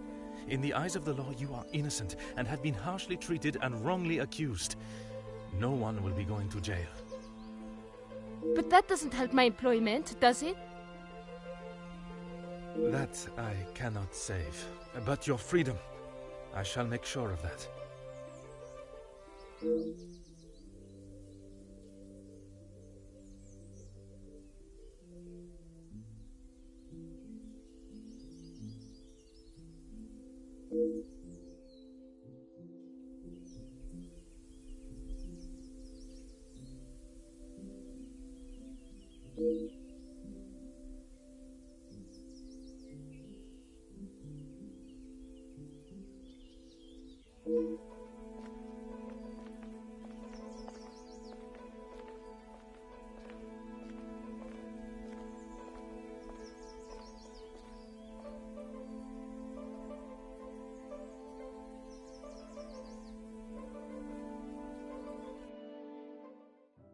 Detective Poirot, I trust this finds you well. It has been many years since our paths last crossed, and while I'm sure your recollection of the events may differ from mine, I hope that receiving this letter has not rekindled a sense of animosity toward myself or the Van der Bosch name. The impression you made is something that has stayed with me since that day. It compelled me to reconsider the spoilt young lady I would have inevitably become and helped shape me into the woman I wished to be. You made me see the childish and selfish girl in me that did not consider the consequences of her actions or how they may affect others. Although Maman may see the events of that day differently, I believe the compassion you showed for our mate Florette, as well as the drive to uncover the truth and accept no alternative, was a testament to your character and professionalism. Although I wish it were under different circumstances, your assistance is once again required, and I hope you will consider this as my formal request for your service. This forthcoming weekend was due to be one full of joy and happiness at the announcement of my engagement to Gideon Demir, whom I love dearly, bringing together two illustrious families, but it has been shadowed by deceit, extortion, and blackmail. The Van der Bosch name is being held to ransom by a mysterious party, and I am afraid I do not know who I can and cannot trust. We are holding a small gathering to celebrate our exciting news with what Maman calls the dignified elite, those that are well respected and held in high regard in both our close inner circle and society. Our private matters have always remained just that, so I fear one of those invited may be the person who is out to ruin our name, but for reasons I cannot fathom.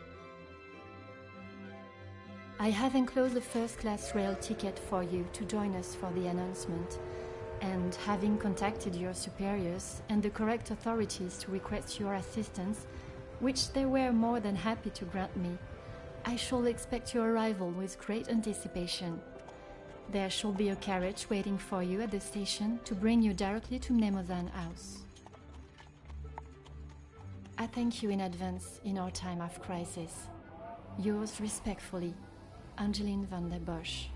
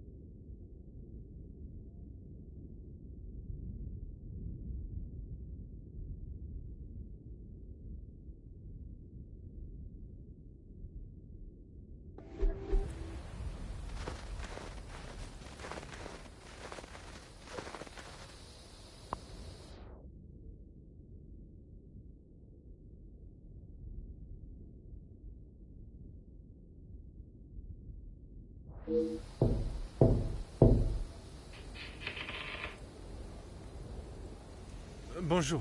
My name is Hercule Poirot. I am here at the invitation of Mademoiselle Angeline.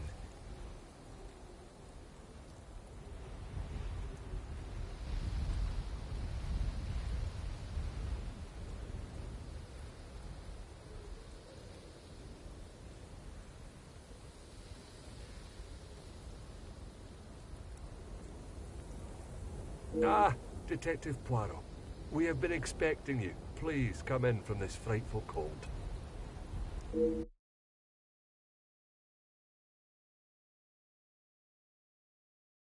Merci. I don't think I would have lasted much longer out here before turning into an icicle.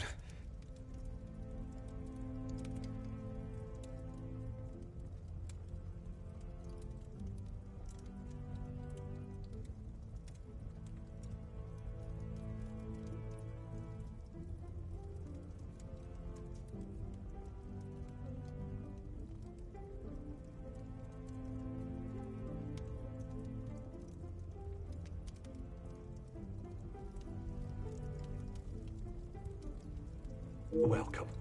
I am Archibald Sterling, the head butler. Please accept my apologies. I have a rather pressing matter, but I will see that you are attended to immediately. Do not trouble yourself on my behalf. I am sure I am more than capable of finding my room. I shall straighten myself up and be ready to join the party. There is no rush, Detective. Dinner will not be served for some time, so please, make yourself comfortable. Once you have settled in, I am sure that Miss Angeline will be happy to see you. She has been eager for your arrival. She's not been herself recently. You will be staying on the first floor. I believe your room is one of the two on the west side of the house. Merci. I am sure we shall speak again soon.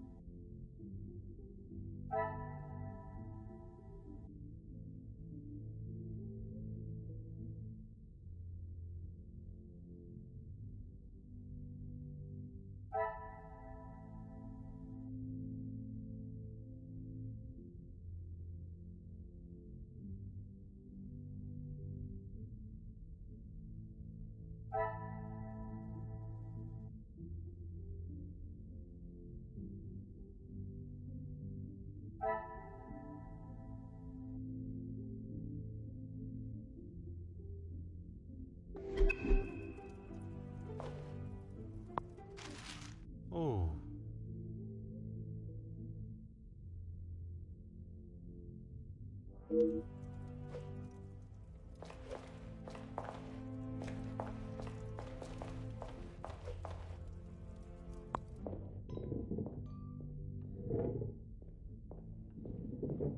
Huh.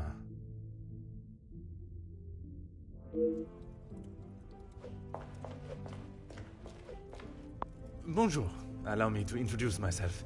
I am Detective Hercule Poirot. Detective? I hope you're not here for me. Not that I am aware of. Should I be? Ha! Ha ha! Not often you meet a detective with a sense of humor. I'm Zakaria Demir, but you can call me Zach.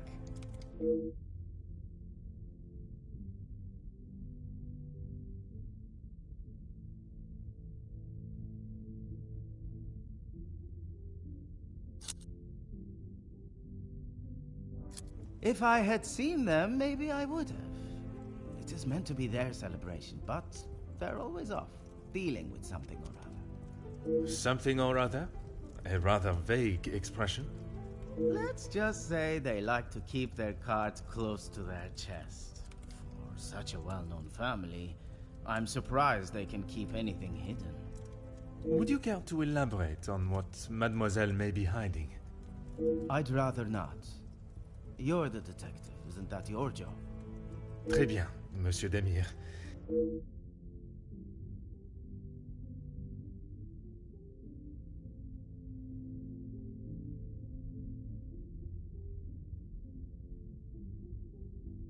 You'll be lucky. I've been waiting for a refill for ages. I came out here to find someone myself. Ah, I see. The preparations for this evening's dinner must have taken precedence. I've seen that butler running around like a madman, but there is still no party to speak of. It's pretty clear they need to hire a few more hands. I shall take up no more of your time. À bientôt. Oh.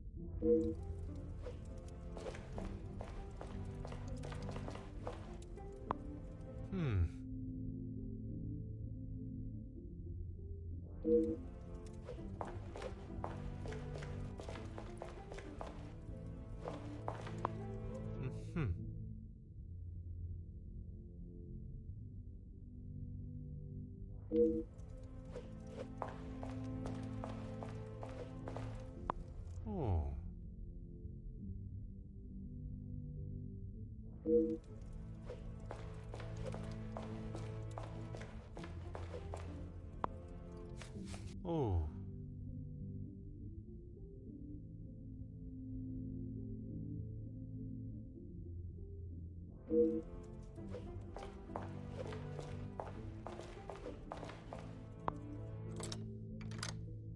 Aha.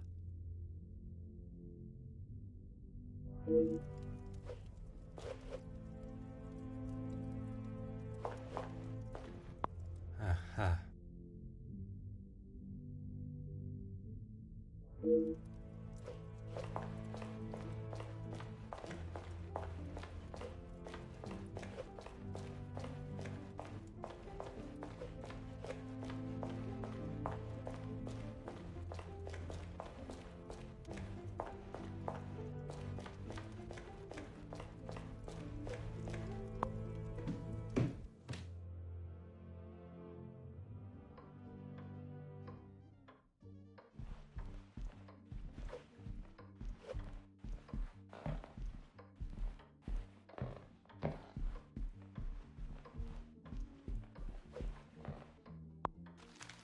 Huh.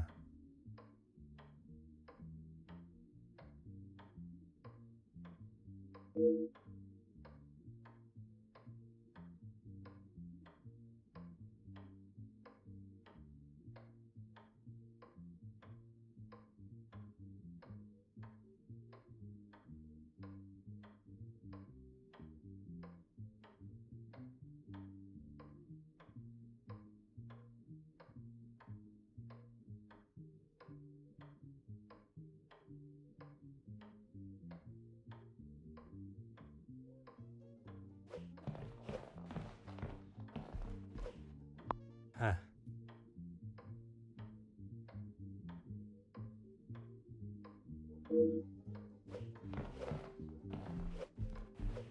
Ah.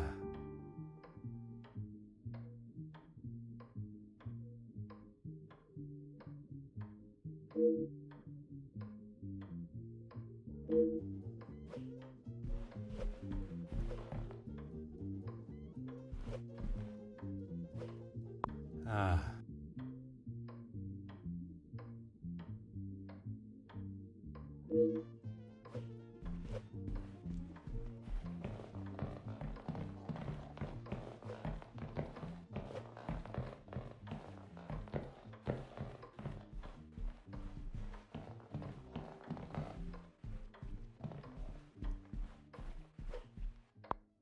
Oh.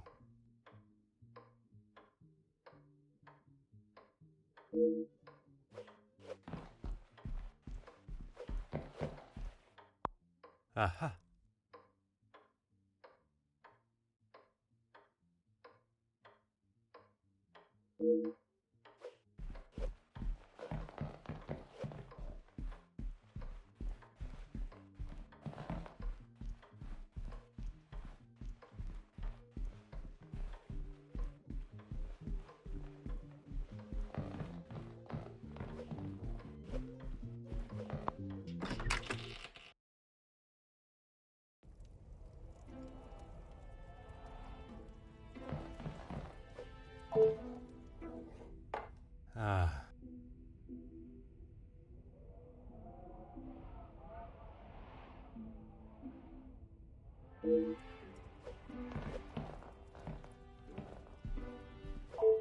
Ah.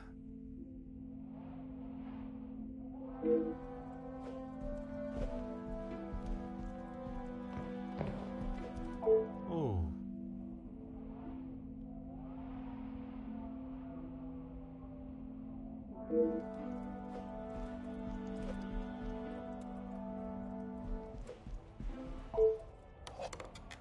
Hmm.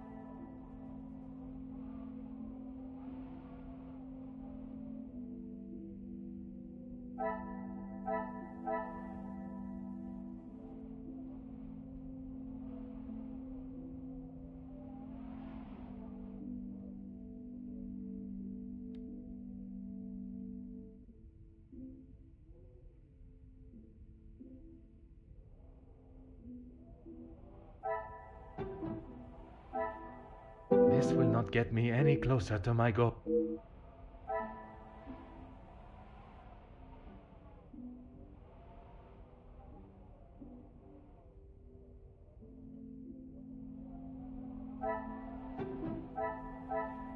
I must act on thought and fact.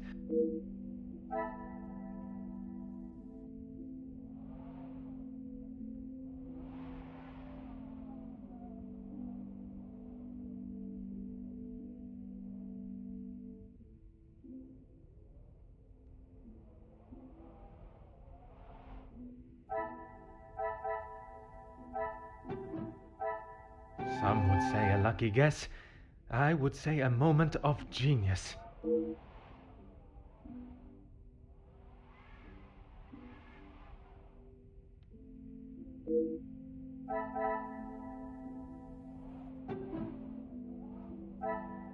Things are beginning to become clearer.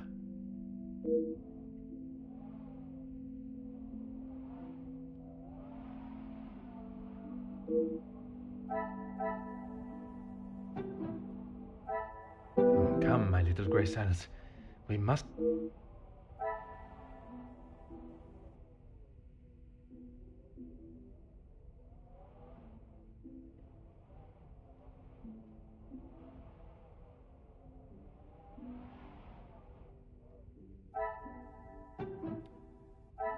I cannot see the logic in this.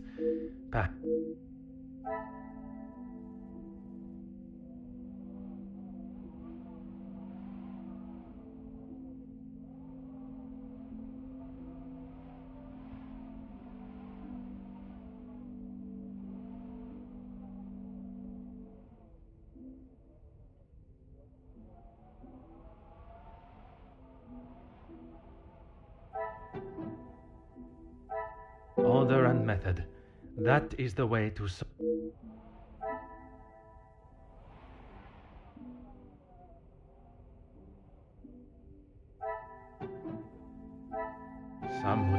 lucky guess. I would say a moment of genius.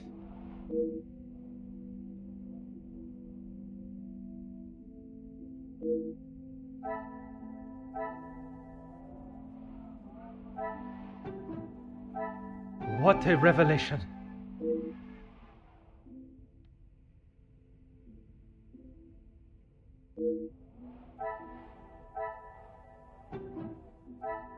The pieces of the puzzle are finally coming together.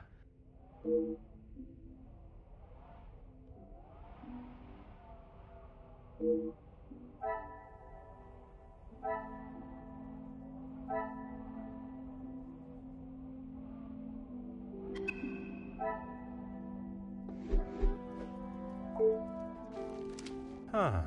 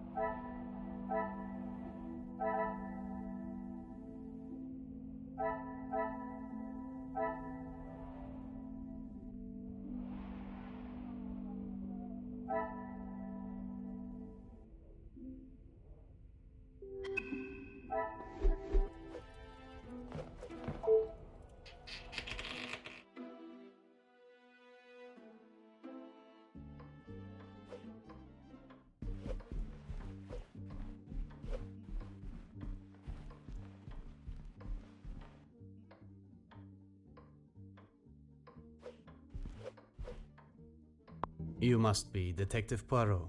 Welcome. Allow me to introduce myself. Gideon Demir. The fiancé to Mademoiselle Angeline. The pleasure is all mine. Angeline spoke so highly of you.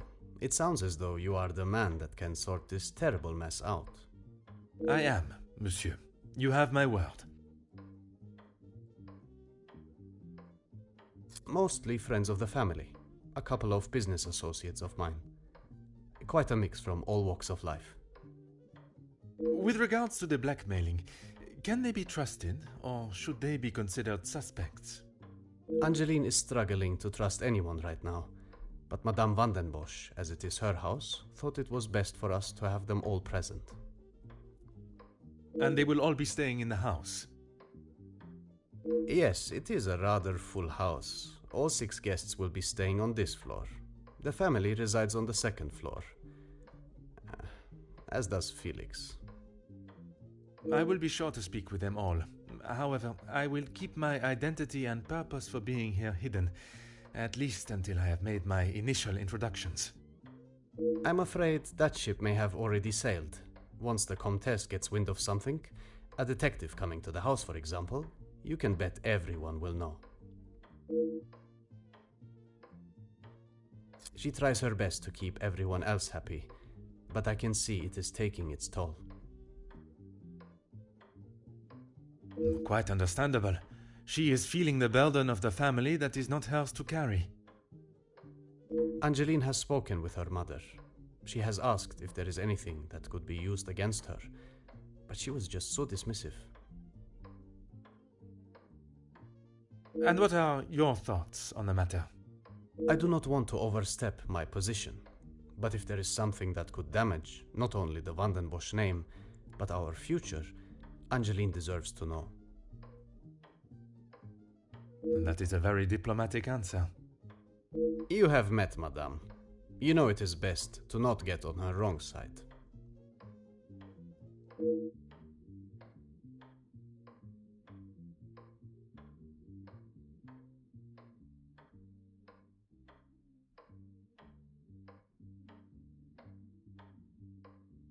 You are very observant, Detective. You would be wise to keep that perceptive nature while you're here. I'm sure you are correct, but I'd like to return to your feelings towards the Major. He has been a good friend to Madame van den Bosch over the years.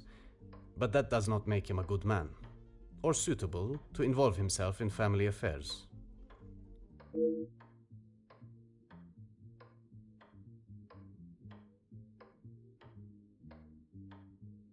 Merci, monsieur.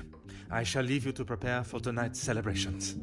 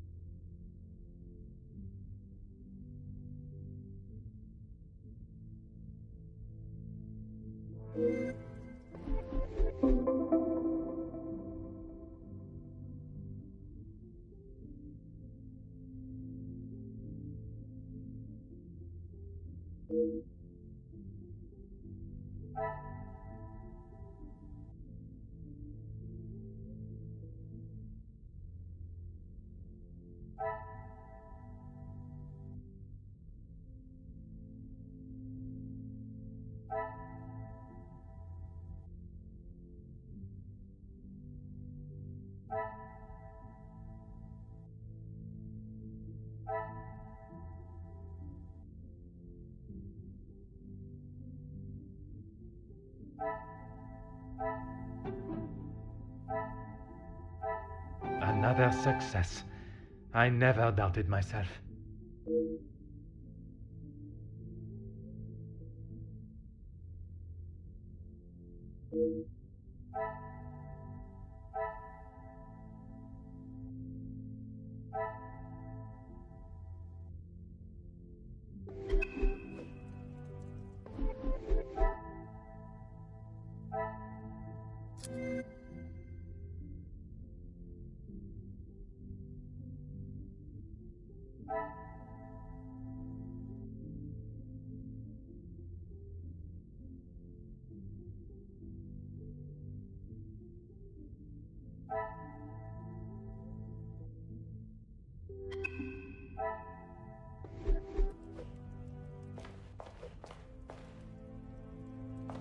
Detective, it looks as though I might be out here all weekend.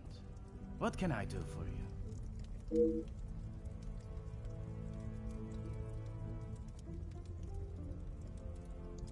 I'm a guest. I shouldn't have to go around chasing them.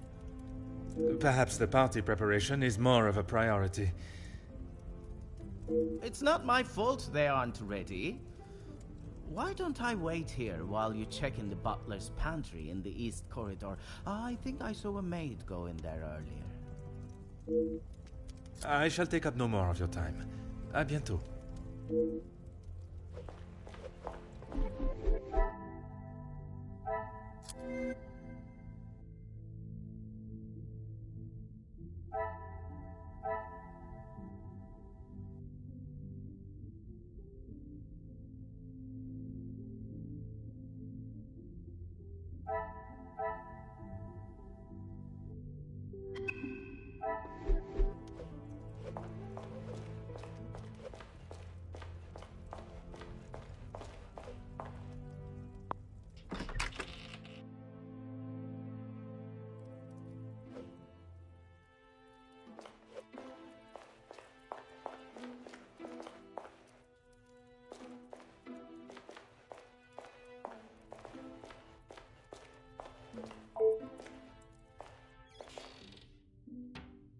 Oh.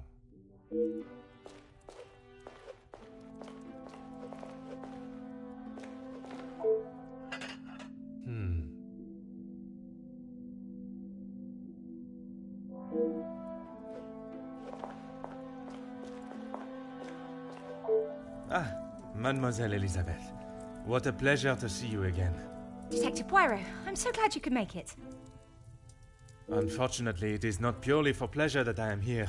Mademoiselle Angeline requires my attention professionally. Yes, Angeline has told me. I'm glad she called upon you, Detective. I've been rather worried about her. I will do everything I can to find the blackmailer and bring them to justice. I have every faith in you. I hope I am not interrupting you. We're all very busy, as I'm sure you can imagine. After I'm done, I can come to your room and help you with any further questions.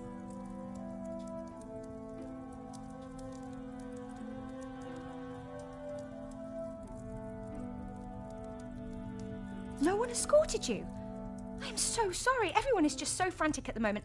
Madame has requested all staff prepare for this evening.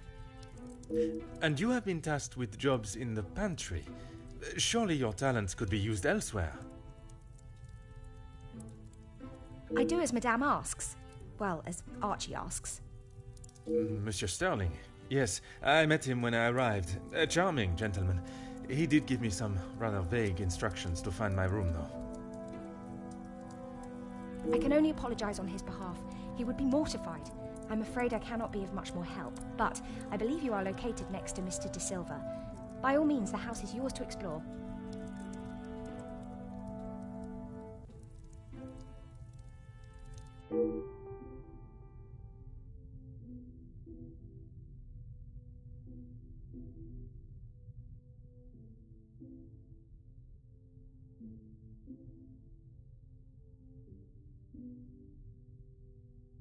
Yes, I'm afraid it may be all for show, though.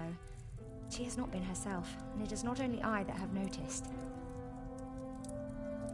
Madame Vandenbosch.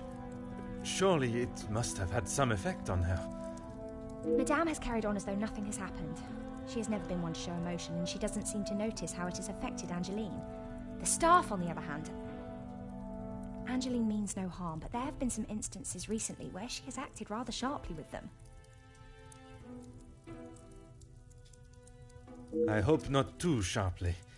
A house of 2 Madame Vandenbosches would surely be too much for anyone.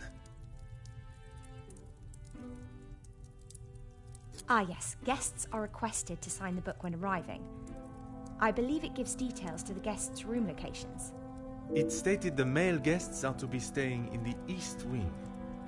Yes, Madame does not believe in male and female guests residing beside one another.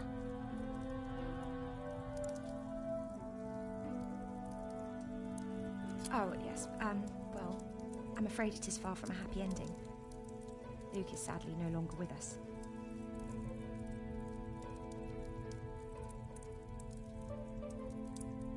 Oh, mademoiselle, I was not aware. It's fine, Detective, honestly. I'm sorry, but I really must finish this.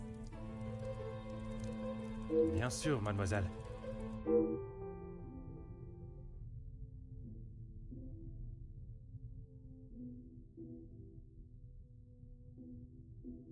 Merci, mademoiselle. Pleasure is mine, Detective.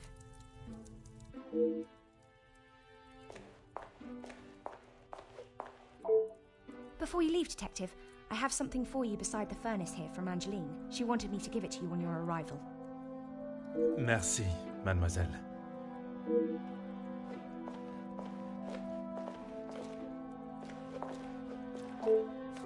Huh.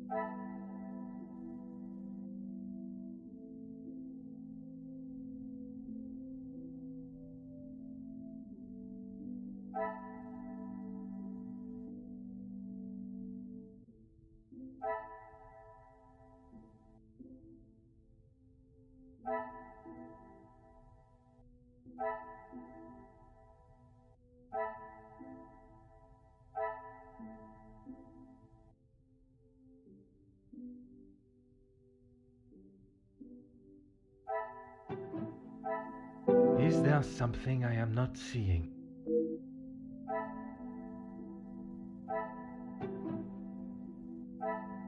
I should not be surprised by my own skills of deduction.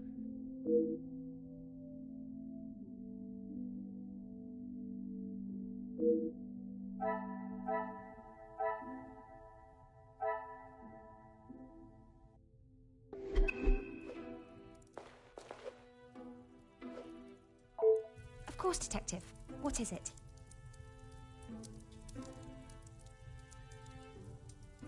I would not say it in front of the Major, but it is rather hideous. It was a gift from him to Madame from his time overseas. I don't think it even has the capability of writing.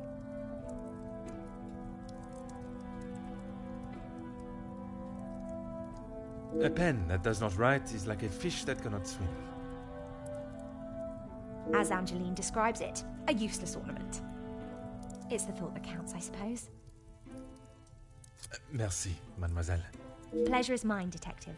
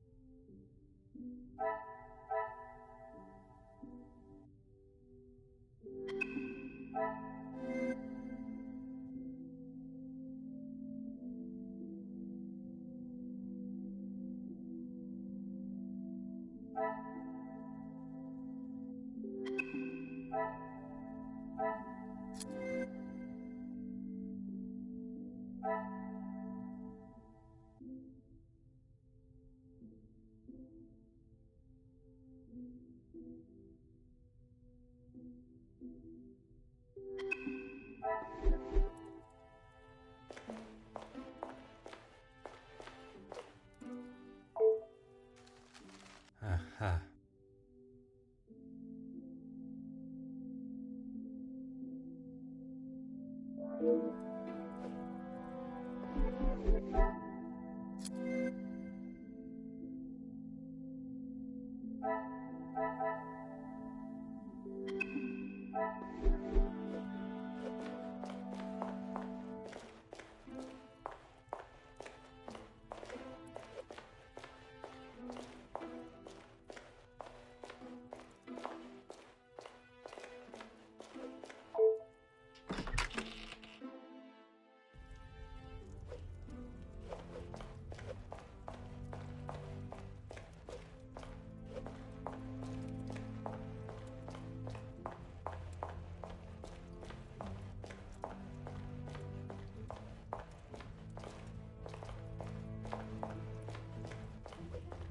Detective, it looks as though I might be out here all weekend. What can I do for you? Is that what he said? I can barely understand most of what he says with that accent.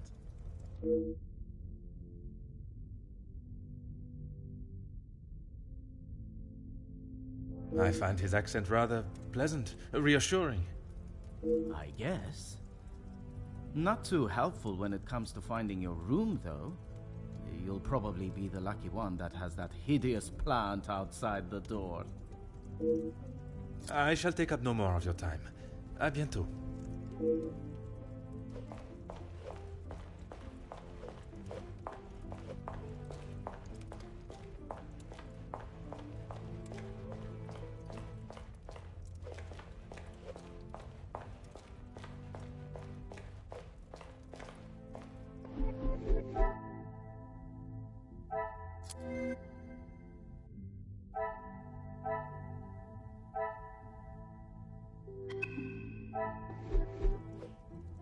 Mademoiselle Angeline, it is a pleasure to see you again.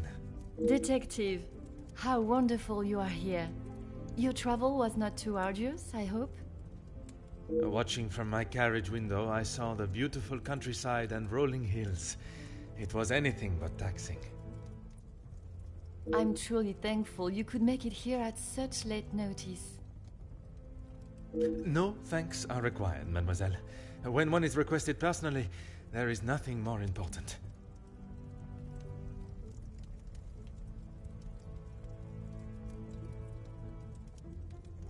Gideon and I only wanted a small dinner to celebrate our engagement, but Maman was adamant on throwing this party. It may have been her idea, but it's the staff that have made it happen. Their efforts do not go unnoticed, from me at least. They have been with us for so long. I do my best to make sure they are happy and content.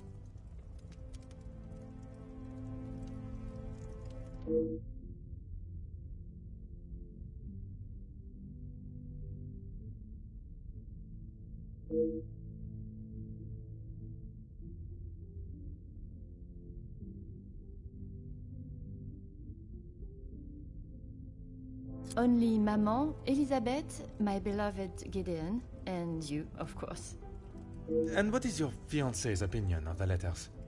He thinks me foolish for paying the first one if there is no secret to reveal. But you believe there may be a secret lurking, one that Maman is herself keeping hidden. she tells me nothing. Even though I'm a grown woman on the verge of marriage, she still treats me like the child I once was. Perhaps it is out of love that she protects you. It is in every mother's nature to protect their young from hurt.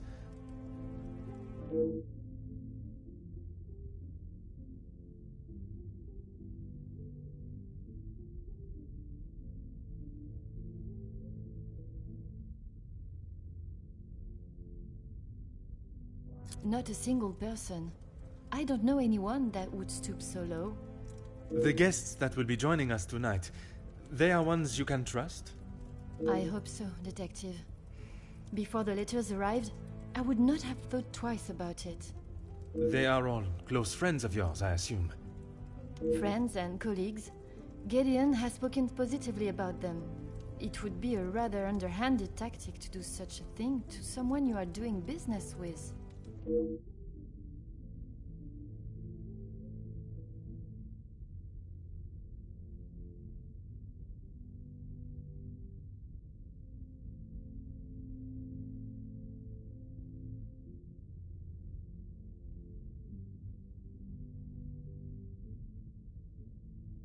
I was right to pay it, yes? You have read them. What do you think? You were wise to consult me, but bowing to their threat may have only shown that you are willing to pay for their silence. Is the secret they speak of worth so much? I wish I could, but I have no idea. The letter was addressed to me, but I have nothing to hide. Maman took one look at it and disregarded the whole thing as someone's idea of a joke. She looked at it. She is not aware of the second letter. She doesn't know I paid the first. I thought I could make it all go away. Did you ask Madame if there was a family secret they could be privy to? She said I was to ignore the letters and stop wasting my time with such foolishness. If there was something, she wouldn't tell me anyway.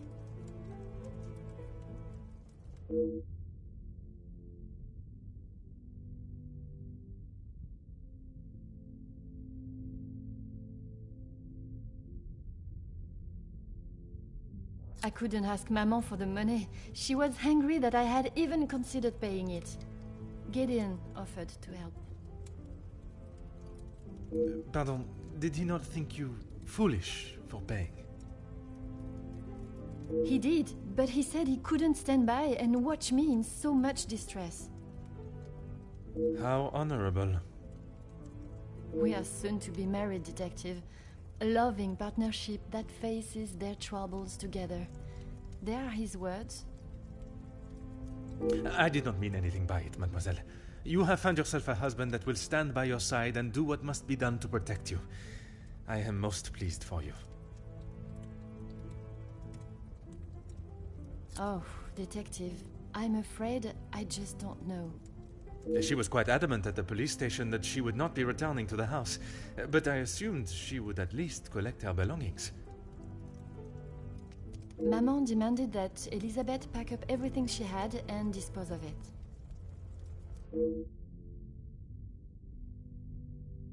But I couldn't let that happen.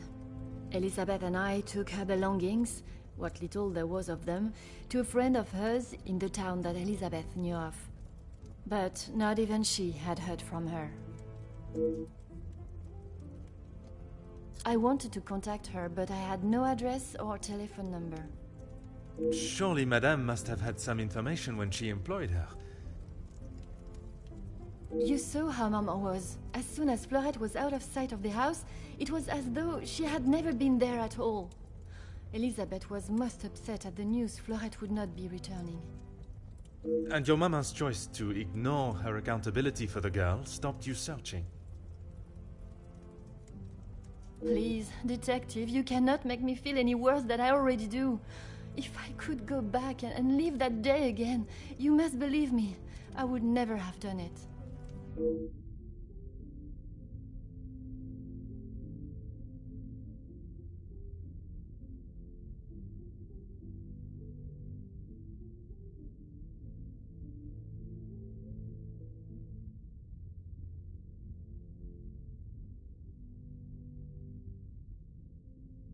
As you would expect, she has been in quite a state. It was such a terrible accident. She kept it to herself for almost a week before she even told me.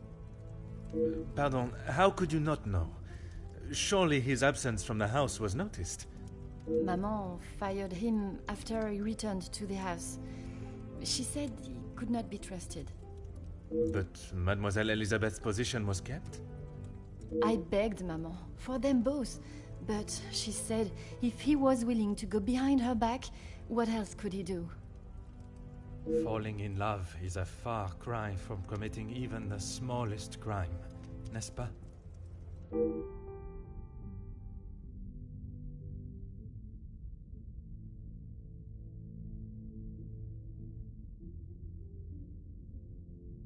She has been a kind shoulder to lean on through all this mess, but it is her I worry about. She has been through so much. I was not aware of what had happened, and by mentioning, I fear I may have only made it worse by dredging up the past. Do not punish yourself, Detective. You are not to know. I don't think your honest mistake will make much difference to how she has been feeling recently.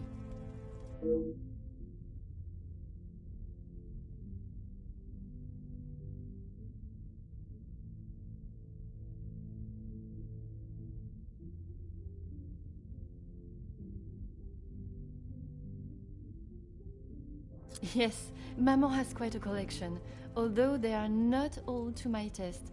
Most, in fact.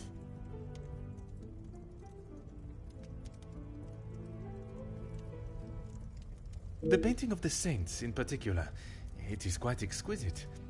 Is it connected to the house in some way? The one in the hall? If you look above your bedroom door, you will see one of their names. I believe they were originally carved to watch over the occupant. Merci, mademoiselle. I shall find you if there is anything further I need.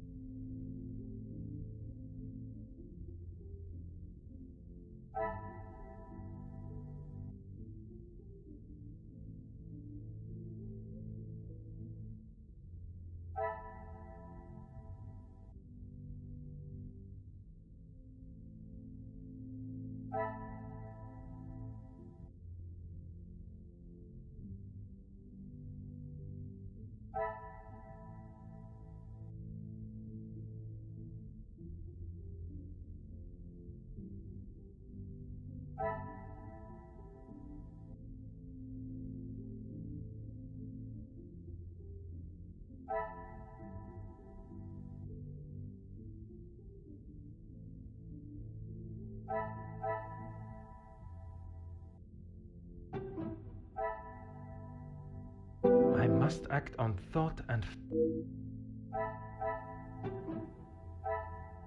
Come, my little grey cells. We must...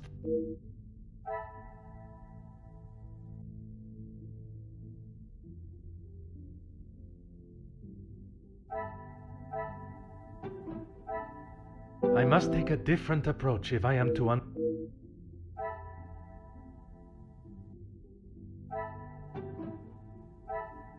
Magnifique.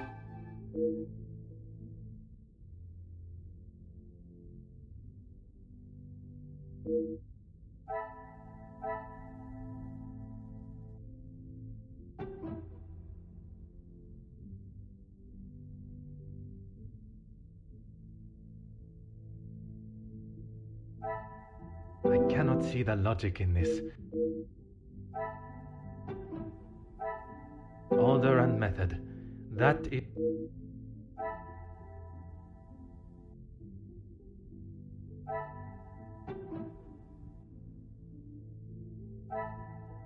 This will not get me any closer. The pieces of the puzzle are finally coming together.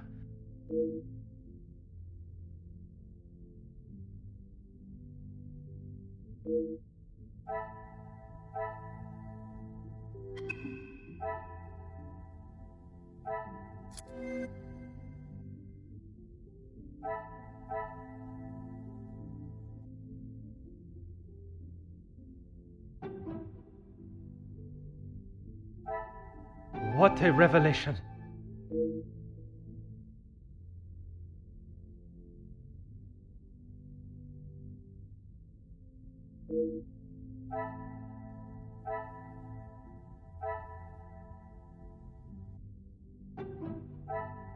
Magnifique!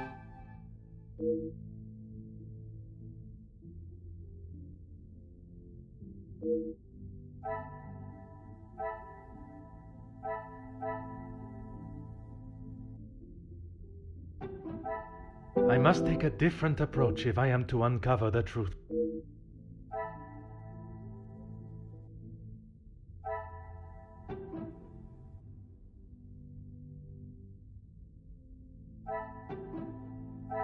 I must act on thought and fact.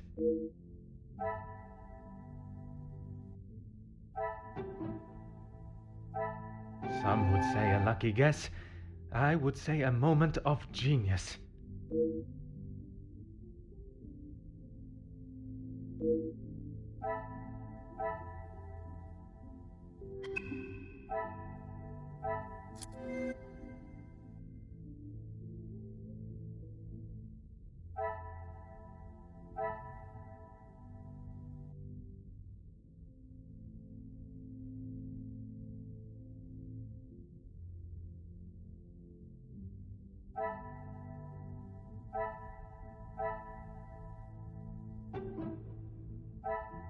Come, my little grey cells.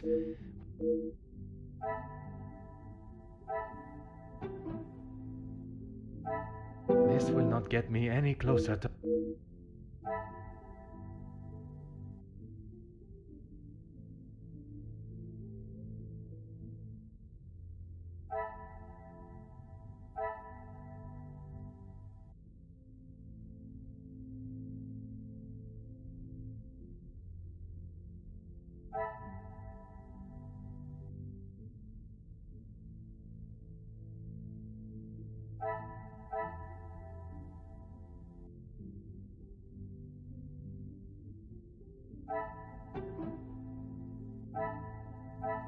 I cannot see the logic in this.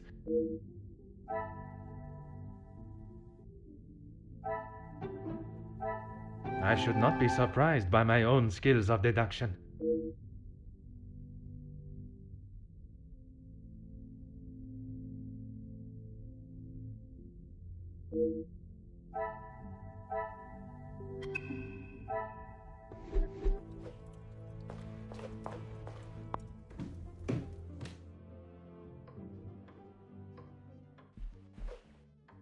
Please, ask away, detective.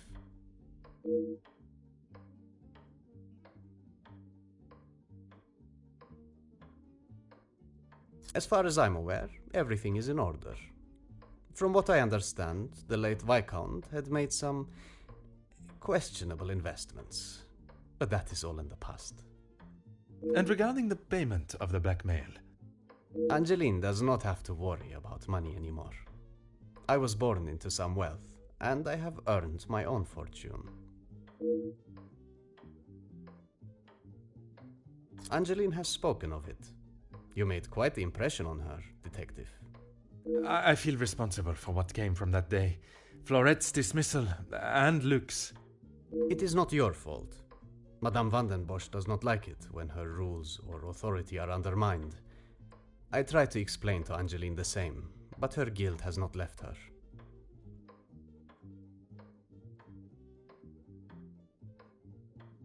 I suppose you think I was unwise to pay it?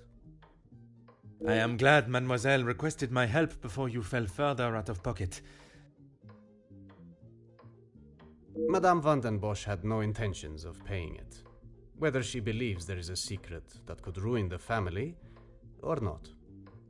It was an honorable move for you to make the payment. It was certainly no small fee. Angeline is to be my wife, and then we shall be family. As far as I am concerned, my money is our money. Merci, monsieur. I shall leave you to prepare for tonight's celebrations.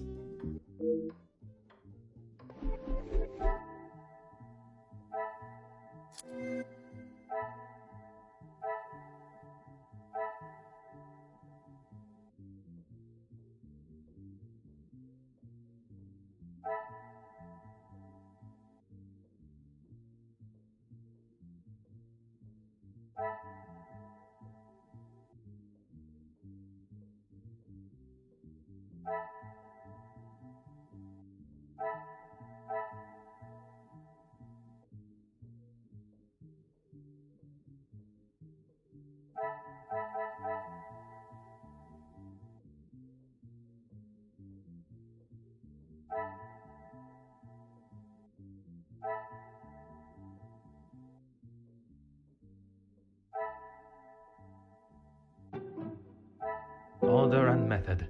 That...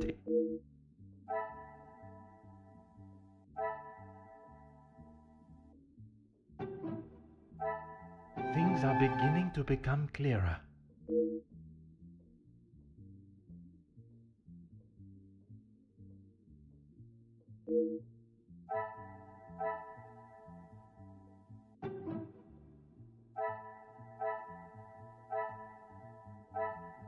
Is there something I am not...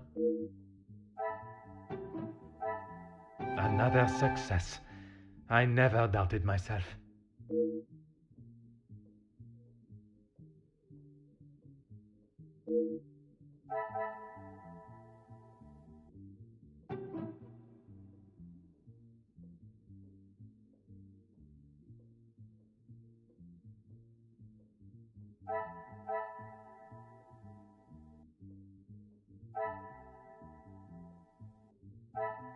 I must take a different approach.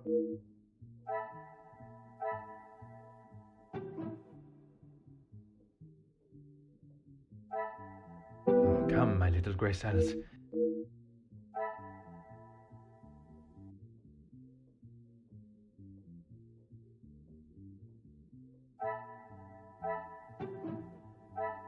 This will not get me any closer to... Is there something...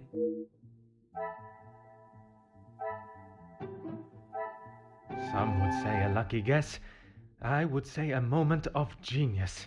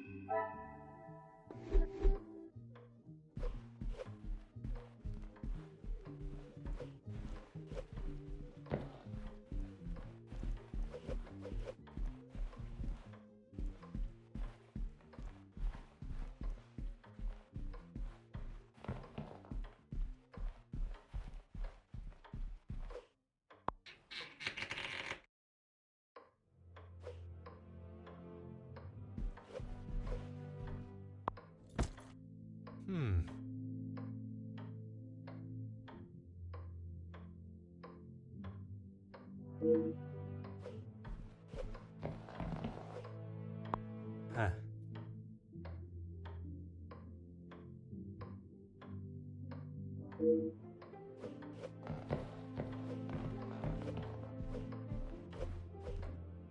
Mm-hmm.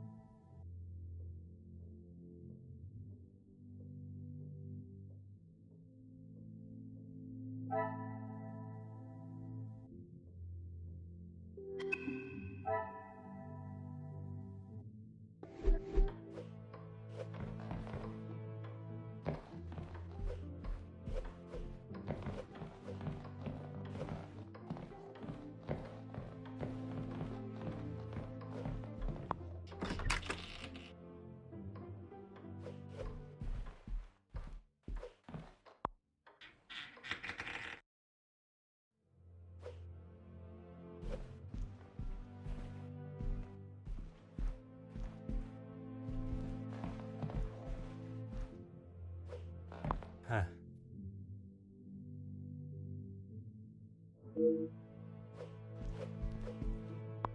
Oh.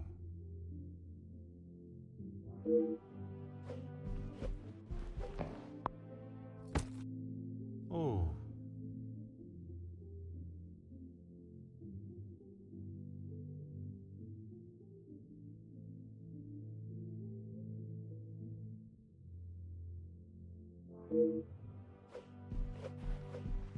Huh.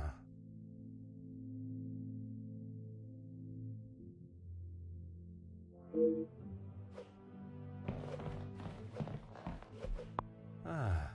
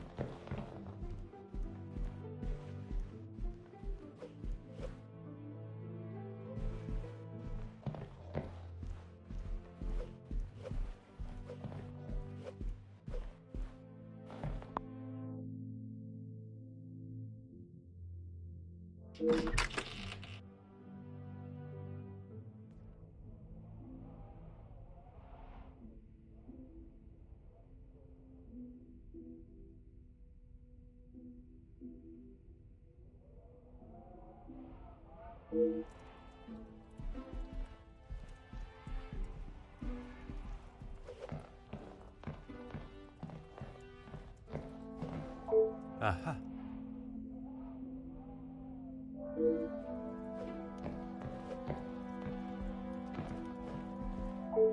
Ah.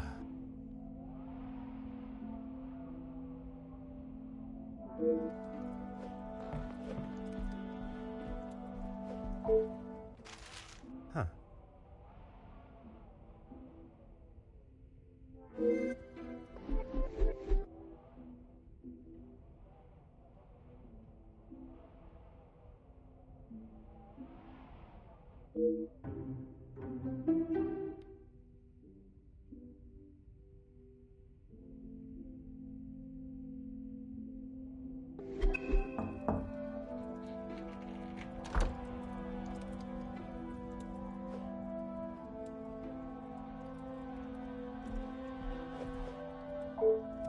Elizabeth, thank you for coming. I shall not take up too much more of your precious time. Not at all, Detective. I had best not be away for too long. Madame would not be pleased when there is so much work to do. Well, mademoiselle, if anyone was to ask, I required your urgent attention with a delicate matter. That should be enough to give you a moment's peace. Thank you, Detective.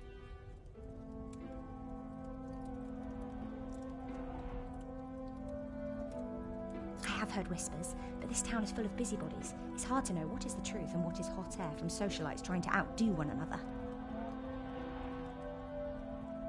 I would not have thought you want to join in with such chatter. I'm not, but it can be hard to ignore. I try to quash any talk of it in the house. But it's easier said than done. When the staff are together, it seems to be a competition to see who can dream up the most scandalous rumour.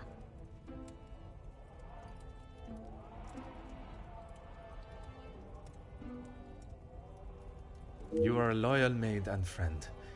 Mademoiselle Angeline is fortunate to have you. It baffles me why they would target her in the first place. She has such a kind and pure soul. That may not be what you remember of Mademoiselle, but she has grown into a kind-hearted young lady. I was wary of that when I arrived, but I myself can see a change in her, a maturity. And if it is as kind and pure as you have stated, she should not be troubled by the letter. Letters, Detective. I have brought you the other.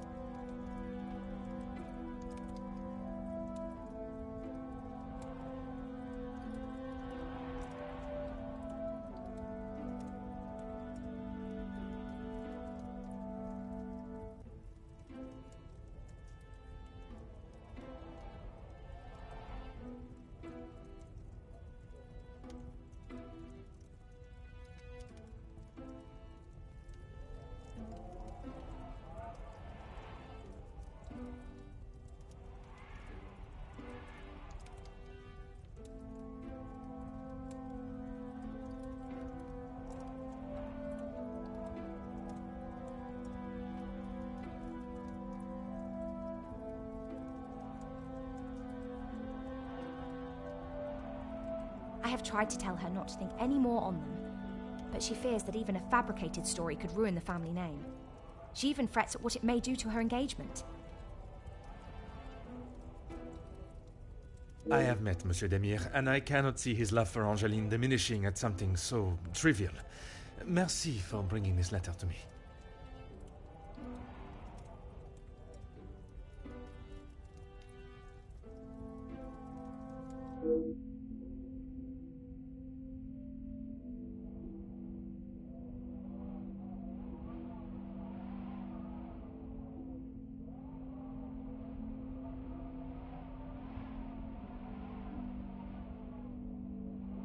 Merci, mademoiselle.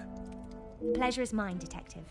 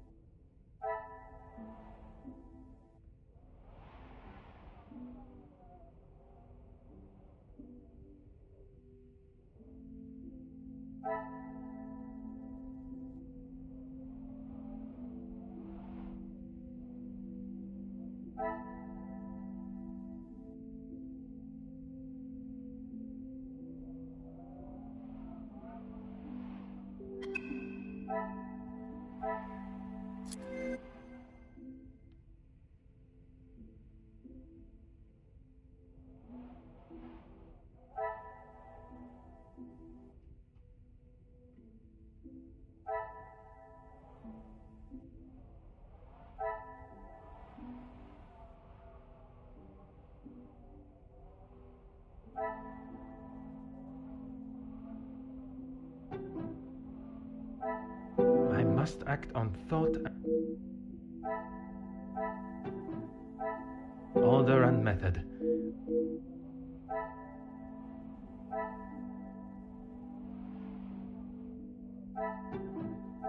I cannot see the logic in...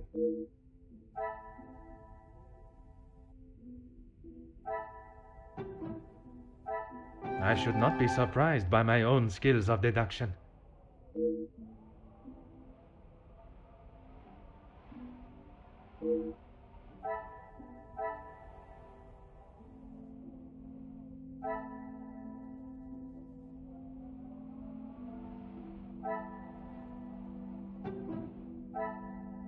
I must act on thought. Magnifique.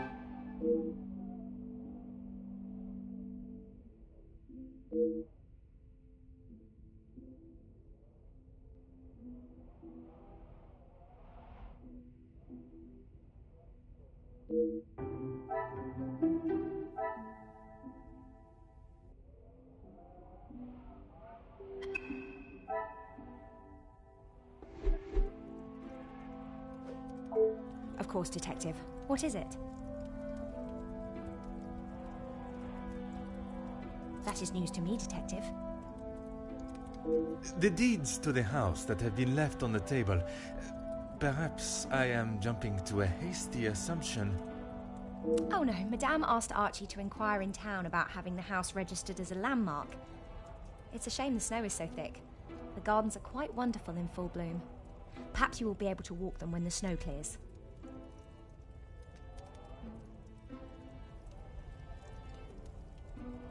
She will no doubt be with Master Gideon. The party was just beginning when I came upstairs. That is my cue to make a grand entrance. Am I presentable enough for the creme of society?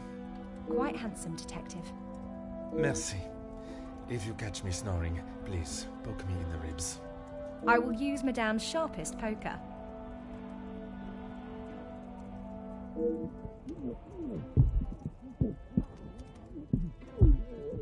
It sounds as though someone else may have already been poked.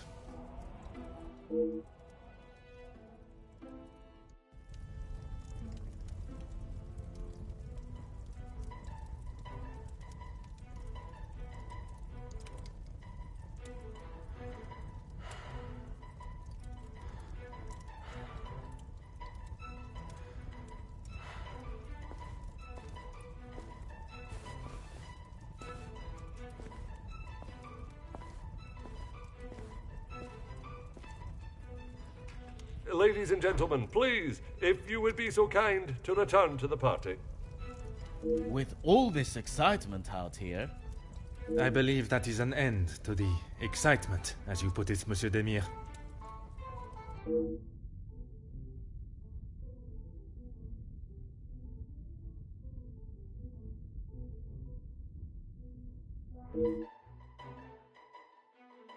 Ah, thank God.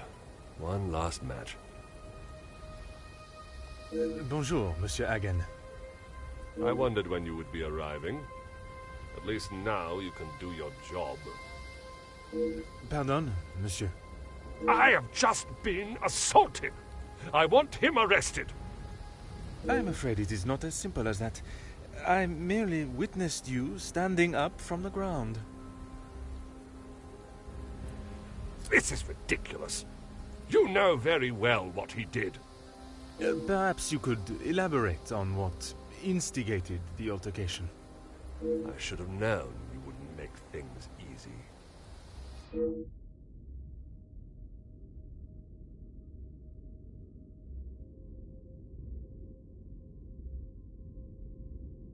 I have met Monsieur Demire.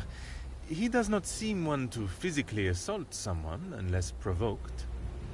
I hope you're not implying that I started it. I am only stating what I have seen. I was having a private conversation with Angeline when he interrupted and struck me. That is all there is to know.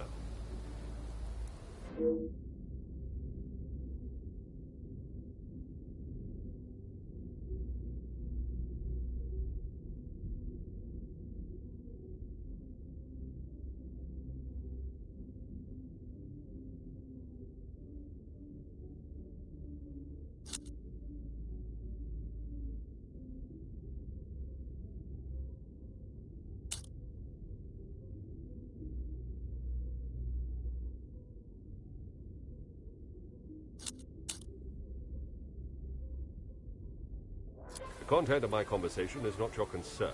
What should be is that a man has been physically assaulted in his own home. I understood this to be Nemozine House, the Vandenbosch residence. Am I mistaken? And I reside here. My home is not what is being questioned right now. You have grown rather close with the Vandenbosch family, it seems. What has my relationship with the family got to do with anything? Why are you even here, officer? Detective. And I was invited by Mademoiselle Angeline personally.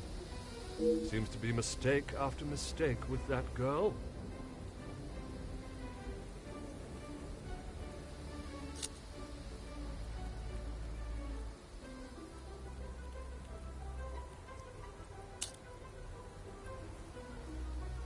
Of course I do.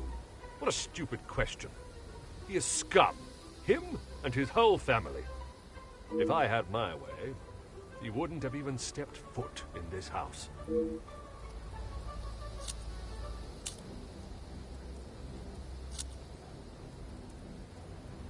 Officer Poirot, are you going to do something about him or not?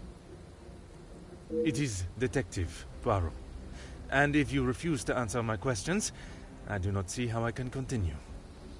I just don't know what she sees in him. Angeline could do so much better.